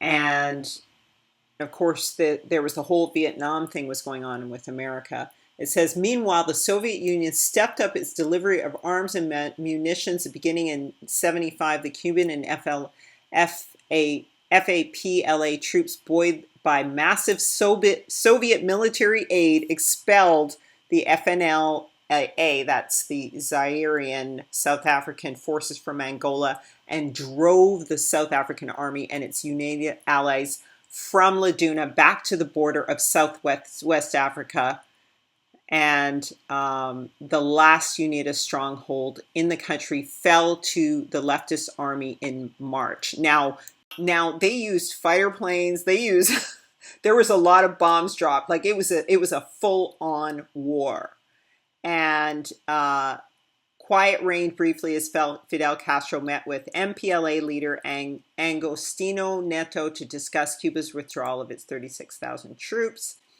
And then Angolan and Cuban leaders met in Havana to celebrate their victory. And a few months later, the MPLA officially adopted Marxist leftism.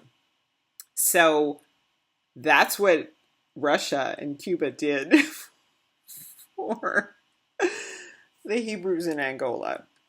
So there is a history. And of course, although the battle was lost in the West Indies, it was not lost in Angola. So there is a history of this kind of thing taking place. And of course, the Battle of Quinta Valley was one of the most pivotal battles as well. You can look that one up. I'm not going to go into detail on it. There in Angola in the late 80s. And obviously in this situation, South Africa had tried to take advantage of generated unrest, which is the typical divide and conquer strategy. But hey, man, the Hebrews have awakened. The covering is going off, and Yah is now going to fight for the Hebrews. So this is called how the USSR fell in love with Russia. So I will touch on the Battle of Quinta Valley here. After colonial empires in Africa collapsed, Moscow did all it could to make African comrades embrace socialism, but the romance didn't last long. So, as I've said before and mentioned before, they were not very supportive during the battle between the Nigerians and the Fulani, the Igbo and the Fulani. Anyway, so during yet another crisis in Angola, we used to transport weapons there via planes and ships. There were tons of it. One Russian military specialist said while describing how much assistance the USSR provided to Angola's socialist government during the Civil War in the 1970s. It's hard to overestimate how much attention Moscow paid to Angola, according to Sergei Koloman, a former military interpreter who served there 1975 to 1991. Okay, so this was after those battles in Nigeria. Okay, 105 generals and admirals, 7,211 officers from the USSR were present in Angola as military advisors. So here's some interestingly Ethiopian pro-Soviet soldiers. But remember now, these Ethiopians are way more mixed at this point with Esau Edom. Angola wasn't the only country in Africa embraced by the Soviet Union. From the 1960s to the late 1980s, Moscow sent officers, engineers, and technical specialists to help Africans build or rebuild their infrastructure, welcomed African students in Soviet universities, and spent billions of dollars directly on financial assistance. Not much was paid back. Well, we know because the whole world is living off of Africa. So when you take people's stuff, they don't need to pay you back. You need to pay them back. But anyway, they weren't taking as much as everyone else. And that's for good reason, because Gog and Magog would be set up for the final push to repatriate Israel and for the final invasion, right? After Israel dwells in a city without walls, right? So not much was paid back, as Vladimir Putin noted in October 2019. Russia had canceled $20 billion in African debts to the USSR. So why did the USSR help Africans, and why did it receive so little in return? Well, because we already know why. Because it's a colonizer paradigm that we're speaking within. But of course, as Israel, we're outside of that paradigm. We're in the truth. So Africa had started to become a matter of concern for some Russians during the 19th century and the Second Boer War. Now, this is what I've been looking for. Hallelujah. Historian Arina Filatova told Kommersant. The next period of Africa obsession began with the Comintern, excuse me, an international union of communist movement in South Africa, and insisted on creating there an independent Aboriginal republic without explaining precisely what was meant by that. So this is the beginning of their strategies, right, for this time now, because Hasatan knows his time is short. Every nation knows what's really going on. So they have to plan for this beginning of the end time, which is this period of time now. Okay, until 1958 through 1960, though, the USSR didn't pay much attention to Africa and issues of the continent, being too occupied with maintaining its industry and safety fighting in Europe during the Second World War. Several students from Africa studying in Moscow. Some money was sent to African communists, but really it was a drop in the ocean. Moscow paid little attention to Africa's specifics, for they didn't really know Africa at all. Also, Moscow was independent. They weren't really much of a colonizing nation like America or something, where they're codependent on Africa. They could provide for themselves, because this is the Gentile empire. This is the true Gentile empire. Russia is the center of it. Okay? So they're independent. They're not born dependent like the fallen angels, the Amorites and the Canaanites and all that, who depend on Israel. All right? So they were less dependent anyway, because everyone ultimately depends on Israel. Everything changed in the 1940s and 50s when European powers, mainly the UK and France, began to lose control of their former colonies. Now, they weren't really doing it. They pretended to. When new states appearing on the map and left-wing movements were on the rise worldwide, the USSR tried as hard as possible to paint Africa red. They started with the Arab countries in the northern part of the continent, for instance. So this is a reversal, right?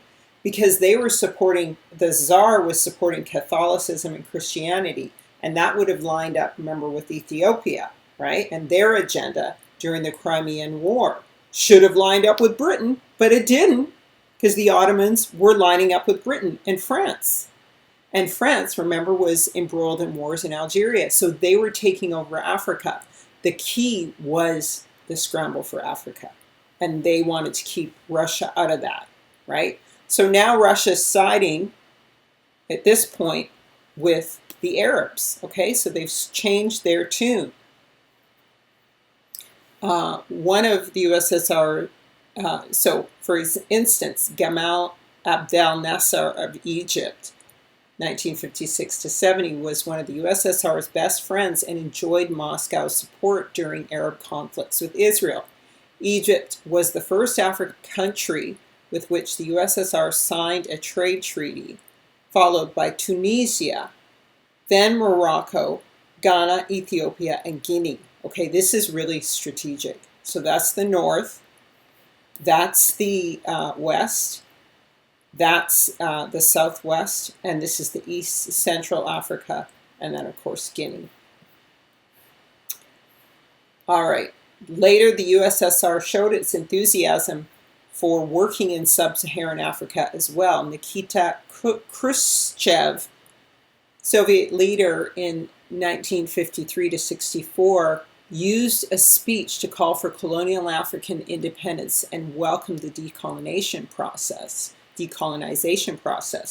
USSR established especially close ties with the so-called countries of the socialist development model: Guinea, Ghana, Congo Republic, Mali, Ethiopia, Angola, Mozambique, and Benin. Okay? And you see all the industry, right? And they actually want to set up a lot of nuclear power plants, which is dangerous for war, right?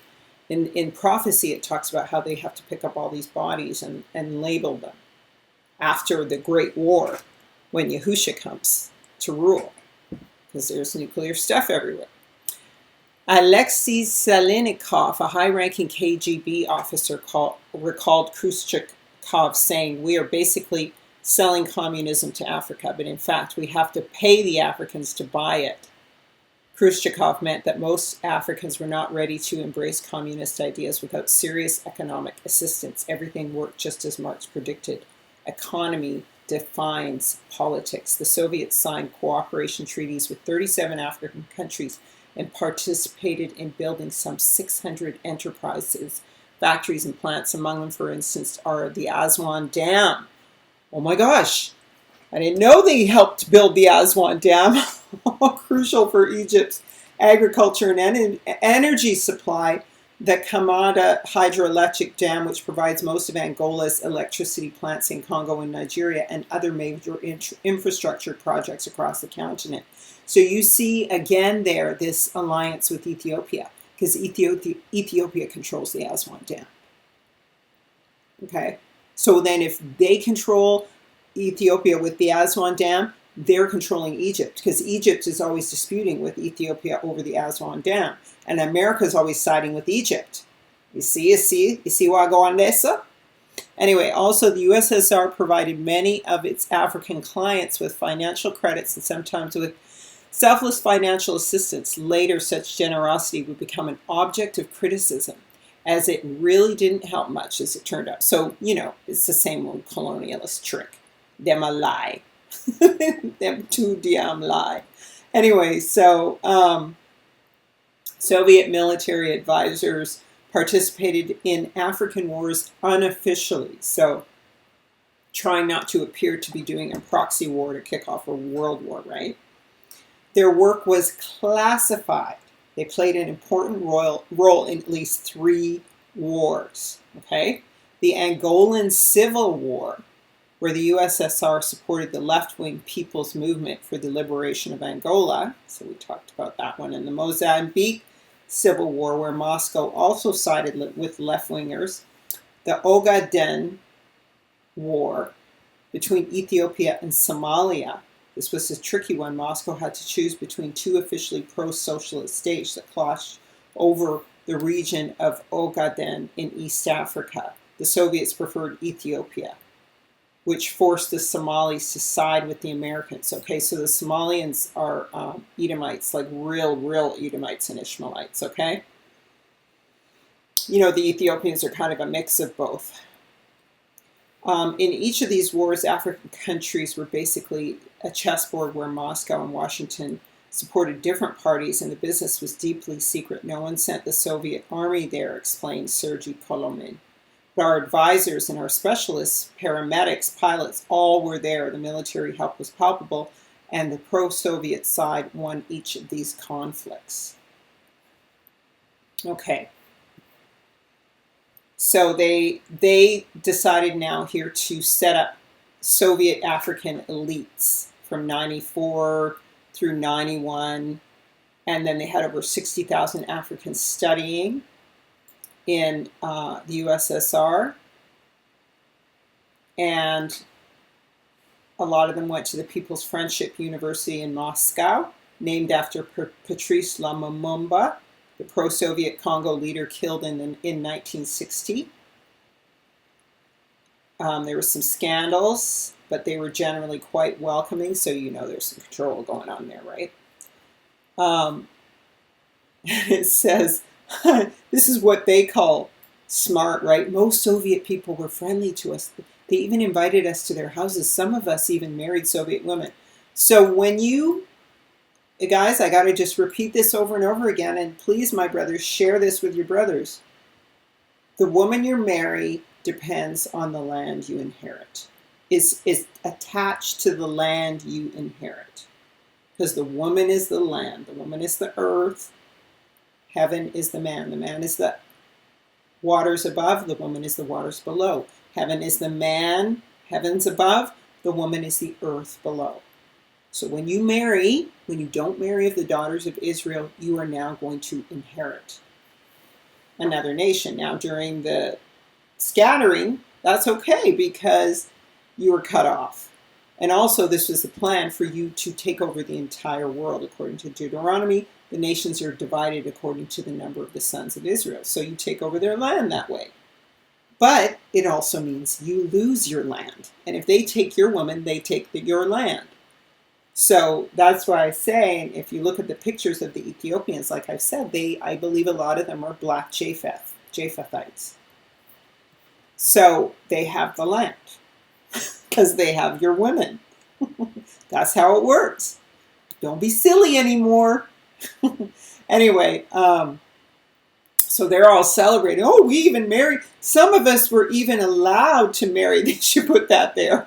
We were even allowed to marry Soviet women because they're so desperate. Anyway, sorry, I shouldn't make fun, but it's true. Anyway, I mean, who's trying to run after someone other than your own women? But the brothers. I mean, that's just crazy. That's how they used to be. They're not that way anymore. Edward Na from Ghana recalled in an interview with BBC, many of those graduating from the Soviet Institute shaped their country's elites, especially in the fields of medicine and industry. All right. And so then they say but this was too intertwined with ideology. And Russia had too many problems of its own. And then they weakened their attention towards towards Africa. I thought this was a good kind of summary, though, for you guys to take a look at. Darfur and the Sudan are areas that, politically China kind of remains silent on, as well as Russia. The Darfur genocide refers to current mass slaughter and rape of Darfur men, women, and children in western Sudan, and the killings began in 2003 as the first genocide of the 21st century. It's carried out by a group of government-armed, funded Arab militias known as the Janjaweed, which loosely translates as devils on horseback. Now, I don't know a lot about this. I've seen some documentaries on it. I'm by no means an expert on this, but the word was always that the weapons were coming from the Russians and the financing from the Chinese, and a lot of ivory was taken out of these areas and taken to China. So the Sudan is the largest country in Africa. You can see by this map here, and see it's right next door to Israel. And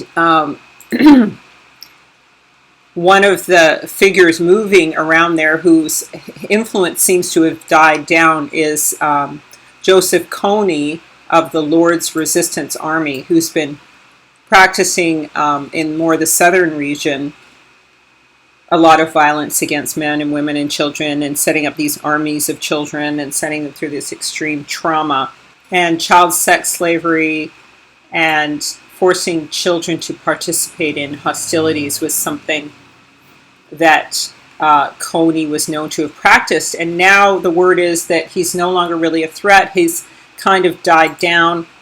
Well, the typical strategy of any of the conquerors who's ever come into Africa is to cause two groups of people to fight, to overarm one side over the other, to favor one group over the other, and create dissension so the area could be conquered by the West. That's what America typically has. It practices dollar imperialism where it does that. It doesn't actually go in, but it keeps the nations destabilized so then it can just set up puppet governments and drain the money, as I said before. So, but they now say that this man is no longer a threat. And like I said, China just does not wish to comment at any time on what's been going on in those regions for political reasons. And because it's so close to, Israel and right near Nigeria, and China has been with Nigeria and the oil industry for a very long time. So the main resource that was discovered in the Sudan was oil. So if we look here, following independence from Britain in 1956, the Sudan became embroiled in two prolonged civil wars. For the remainder of the 20th century, conflicts were rooted in northern economic, political, and social domination of largely non-Muslim, non-Arab Southern Sudanese. So these people are Christians, and the Civil War ended in 1972 but broke out again in 1983. There were more than 2 million deaths over 2 decades. As the civil war between North and South reached its peak in the 1990s, the government ignored the reports of rising violence in Darfur. While the comprehensive peace agreement ended in the North-South War in 2005, granting additional political power to South Sudan, it failed to take into account the effects of the war on Darfur. Darfur remained underdeveloped and marginalized at the federal level, lacking infrastructure and development assistance. This neglect, combined with allegations that the government was arming Arab tribesmen to raid non-Arab villages, was cited as the justification for a February 2003 rebel attack on a Sudanese Air Force base in El Fasher, North Darfur. Long and the short of it is, let's come down to China and Russia. Both China and Russia have worked to block many United Nations resolutions in attempts to appease the Sudanese government from its seat in the United Nations Security Council. China has been the Sudan's chief diplomatic ally. China invests heavily in Sudanese oil. The country is China's largest overseas oil provider. So that's been for a very long time. And the Sudan's military is supplied by Chinese-made helicopters, tanks, fighter planes, bombers, rocket launchers, propelled grenades, and machine guns. For decades, Russia and China have maintained a strong economic and politically strategic partnership. The countries oppose UN peacekeeping troops in the Sudan. Russia strongly supports Sudan's territorial integrity and opposes the creation of an independent Darfuri state.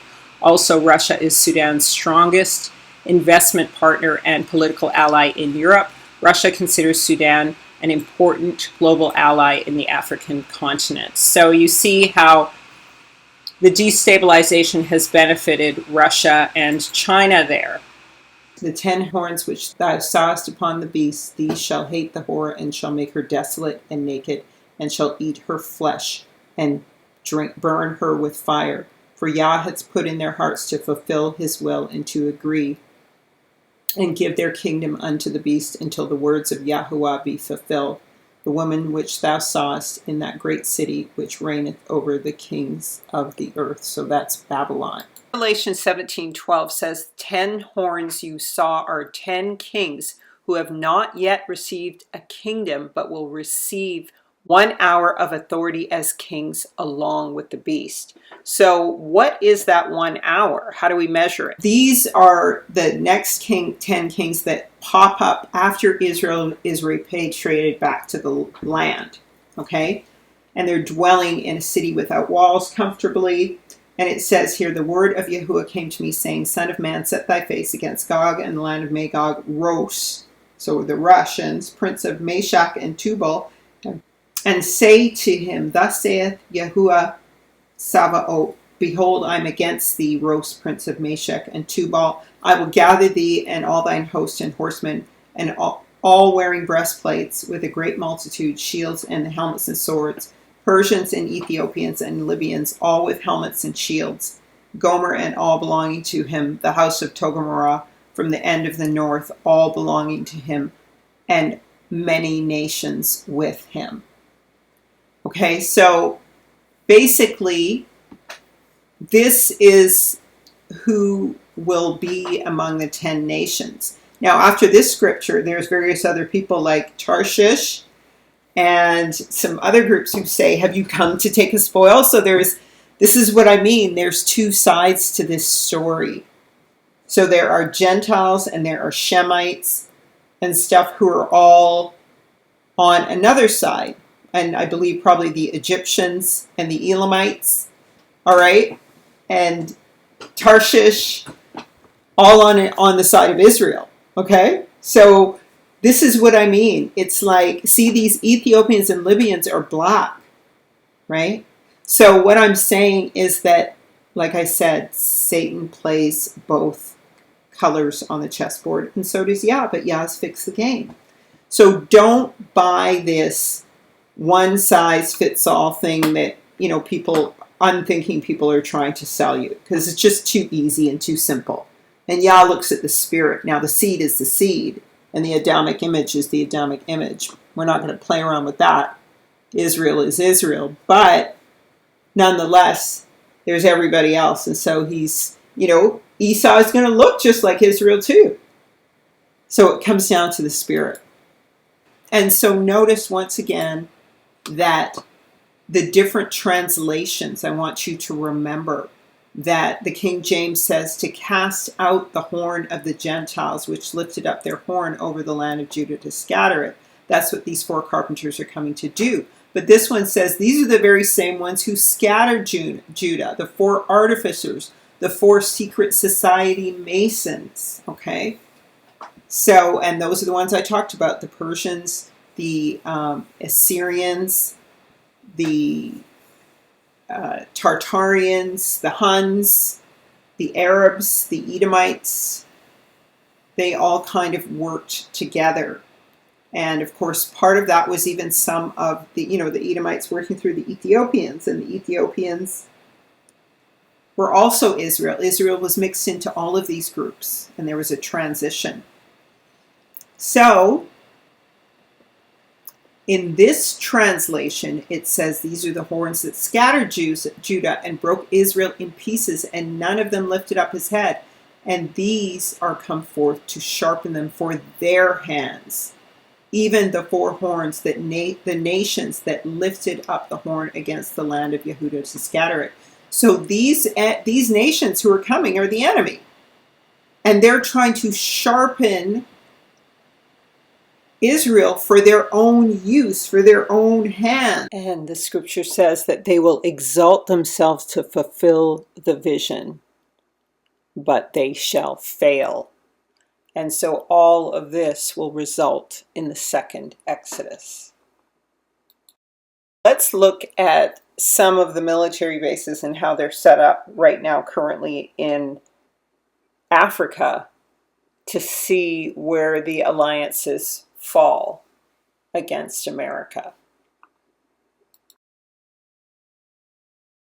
You can see from all these military bases all over Africa that the horde that took over Western Europe and that came out of Tartaria has already overrun the nation of Israel and is about to do it again.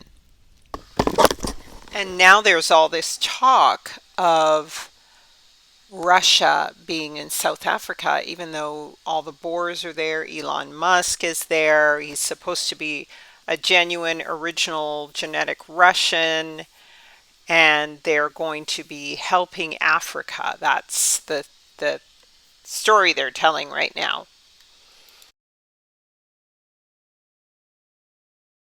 And we have touchdown. The Russian swans have come to South Africa.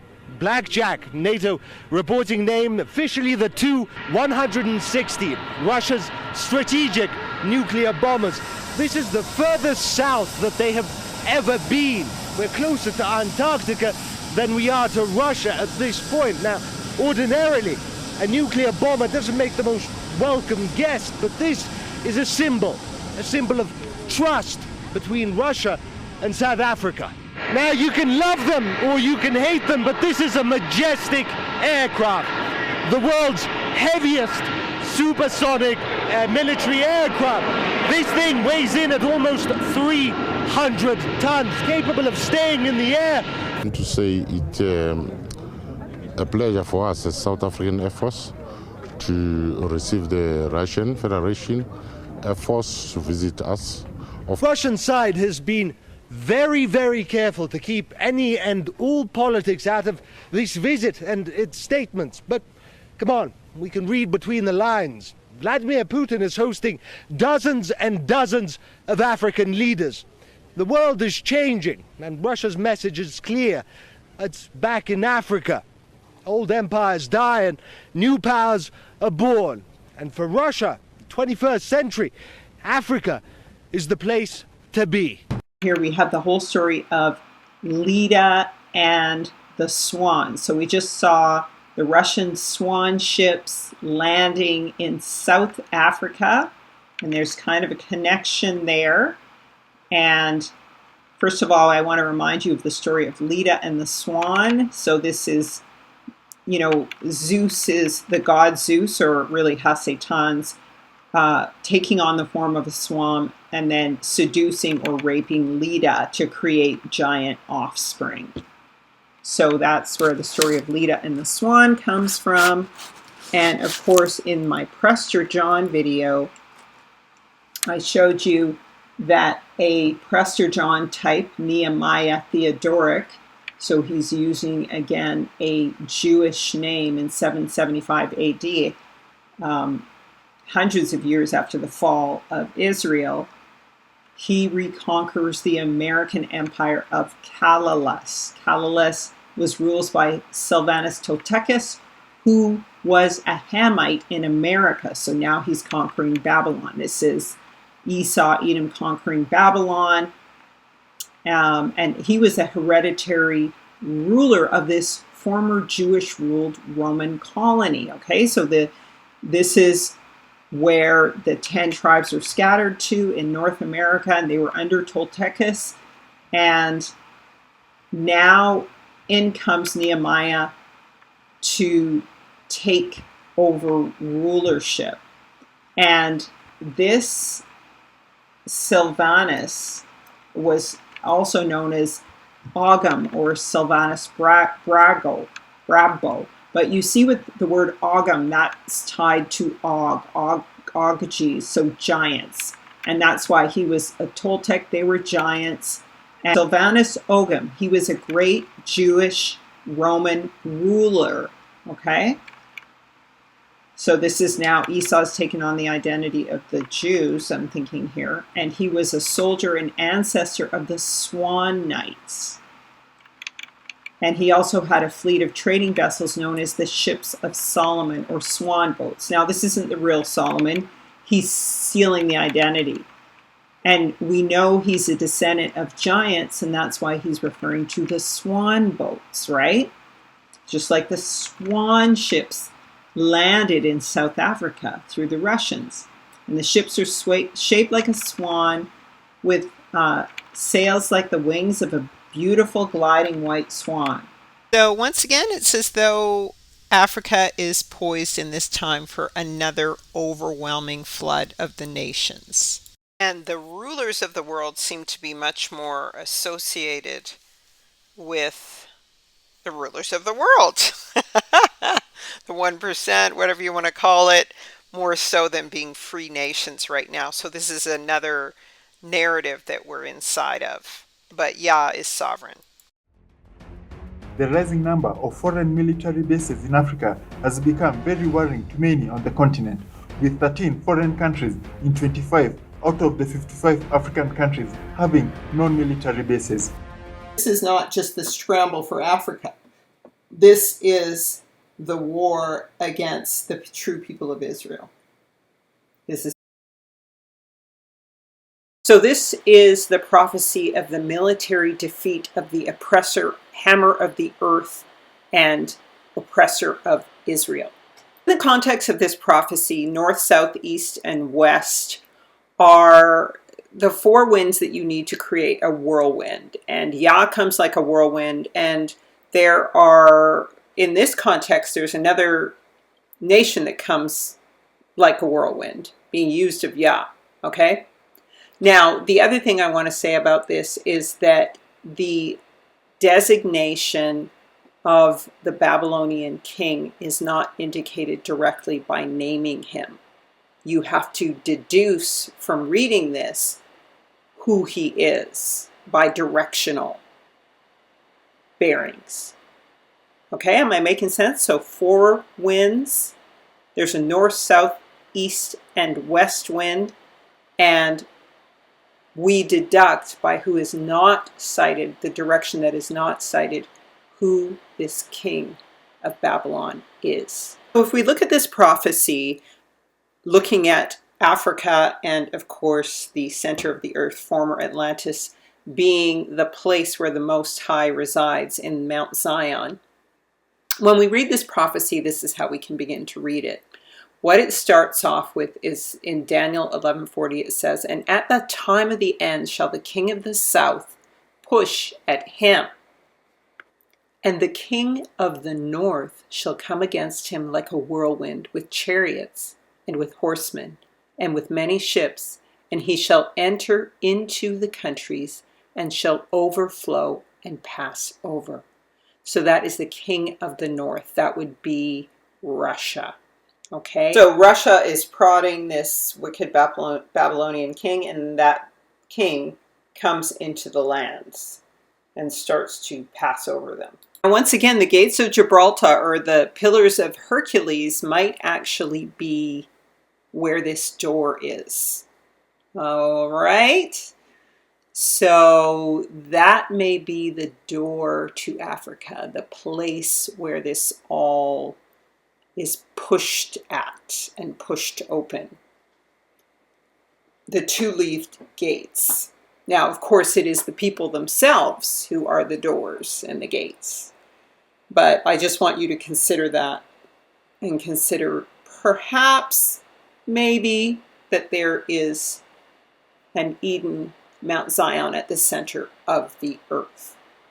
So this is a picture of this rogue king pushing at Russia. All right, provoking Russia. Now, of course, Russia is clearing the Ukrainians out of the land of Shem. So they're not out of order in that respect, based on the designations of the land. And at that time shall the king of the south now push at this rogue king. Okay, so that's like Ethiopia, Egypt, South Africa. Looks like it might be shaping up that way. So he shall push at him, the king of the south. And the king of the north shall come against him like a whirlwind, with chariots and horsemen, and with many ships. And he shall enter into the countries, and shall overflow and pass over. So he's going to go into many lands, but I'm thinking he's going to go into the land that everyone's contending over right now, Africa. And so I don't think this is the full-on Antichrist. I think this is the king of Babylon, possibly, because it says he'll come to his, what happens in the end, right? It's not the coming of Yahusha. It's something else that is happening to cause him to come to an end. That's why I think this he they're talking about is the king of Babylon, a kind of Antichrist. And he shall enter also into the glorious land, and many countries shall be overthrown, but these shall escape out of his hand, even Edom and Moab, the descendants of Lot and Jordan, and the chief of the children of Ammon. He shall stretch forth his hand also upon the countries, and the land of Egypt shall not escape. But he shall have power over the treasures of gold and silver, and over all the precious things of Egypt. And the Libyans and the Ethiopians shall be at his steps. So this king already has power over the whole earth, and in this war, he'll have the power of Egypt and the Ethiopians on his side. Okay, he'll have the Ethiopians and Egypt on his side. That's why I say there's also South Africa, and there's other nations that could come against him from the south. So, as I've said before, I did this teaching before, and I had got it from one of my teachers, Prince Israel, based on the land that is called Israel right now. But like I said, I'm reapplying this prophecy here in this context. So, at the next stage here it says, but tidings out of the east, that is India, Iran, and China, and out of the north shall trouble him. Therefore he shall go forth with a great fury to destroy and utterly make away many. Okay, so it seems like he's just on a rampage now because he's actually at war with all of these carpenters. And this part is really curious. So it says, and he shall plant the tabernacles of his palace between the seas in the glorious holy mountain. Yet he shall come to his end, and none shall help him. So this is a really curious scripture. So obviously, this is the story of his defeat. So he's going to be left in a place where he has no help, and he's going to realize that kingdom is over. But where does he plant his tabernacle? Where has he planted his tabernacle? In the glorious holy mountain. His palace is between the seas in the glorious holy mountain. So Enoch 24:11 says, "And I went from there to another place and saw a mountain of fire flashing both by day and night. And I proceeded towards it and perceived 7 splendid mountains, which were all different from each other. Their stones were brilliant and beautiful. All were brilliant and splendid to behold, and beautiful was the surface. 3 mountains were towards the east, strengthened by being placed one upon another. And the 3 were towards the south, strengthened in a similar way. And there were likewise deep valleys, which did not approach each other. And the 7th mountain was in the midst of them. And he answered to me, saying, That mountain which you behold, the extent of whose head resembles the seat of the Lord, will be the seat on which shall sit the holy and great Elohim of glory, everlasting King, when he shall come and descend to visit the earth with goodness." So this is where Mount Zion is. Remember, this is just my theory. This is not an absolute Rhema word. I've talked about this before. I've said that in Isaiah 11:15, Yahuwah will smite the 7 streams at the time of the second Exodus, right? He'll make desolate the sea of Egypt. He shall lay his hand on the river with a strong wind, and he shall smite the 7 channels, so that men shall pass through it dry-shod, and there shall be a passage for my people that is left in Egypt, and it shall be to Israel as the day when he came forth out of the land of Egypt. So this is the second Exodus, and this is where, in the midst of the seas, where this rogue king tries to plant his tabernacle, right? "And I will make desolate the mountains and hills, and will dry up the grass, and I will make the rivers and islands dry up the pools, and I will bring the blind by a way that they knew not, and I will cause them to tread paths which they have not known, and I will turn darkness into light for them, and crooked things into straight. These things will I do, and will not forsake them. If you pass through the water, I am with thee, and the rivers shall not overflow thee. And if thou go through the fire, thou shalt not be burned. The flame shall not burn thee. I am thy Elohim. I am Yahuwah thy Elohim, the Holy One of Israel, that saves thee. I have made Egypt and Ethiopia thy ransom." So they're going to be ransom. That's why they're fighting with that king whose direction we haven't gotten an indication of yet. "And given the Sabians for thee. Since thou becamest precious in my sight, thou hast become glorious, and I have loved thee, and I will give men for thee, and princes for thy life. Fear not, for I am with thee. I will bring thy seed from the east, and gather thee from the west. And I will say to the north, Bring, and to the south, Keep not back. Bring my sons from the land afar off, and my daughters from the ends of the earth, even all who are called by my name. Or I have prepared him for my glory, and I have formed him and have made him." So these secret things belong to Yahuwah, our Elohim, but the things that are revealed belong to us and to our children forever, to do all the words of Torah, of the law. So hallelujah. So that is the revelation. Potentially, if this theory is correct. All right. When we look at these directional indicators of north, south, east, and west, we see that the king of the north is coming from the north, that there is an African king coming from the south, and it doesn't seem like it's Ethiopia or Egypt.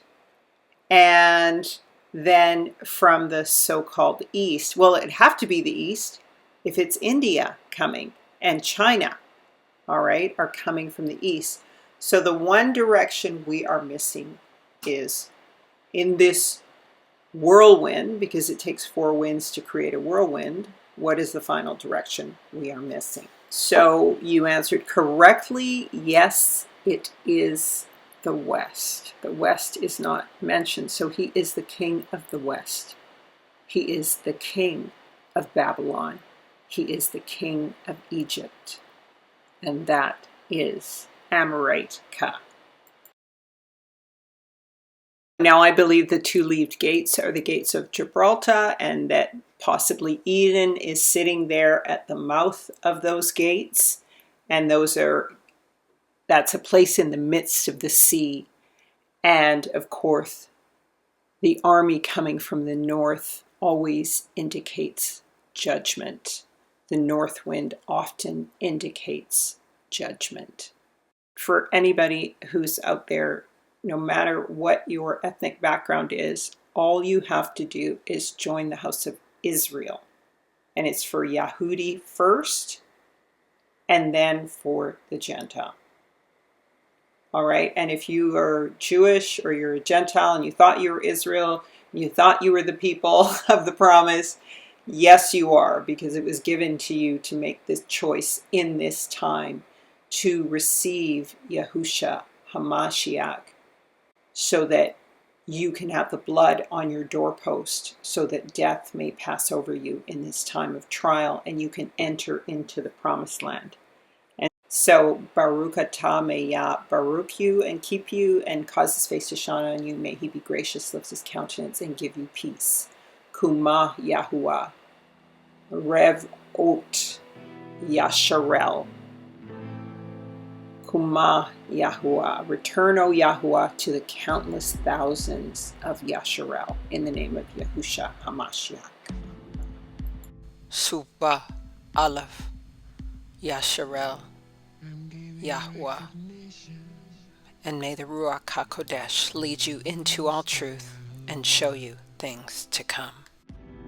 And giving thanks and praises for the many blessings I receive from his favor.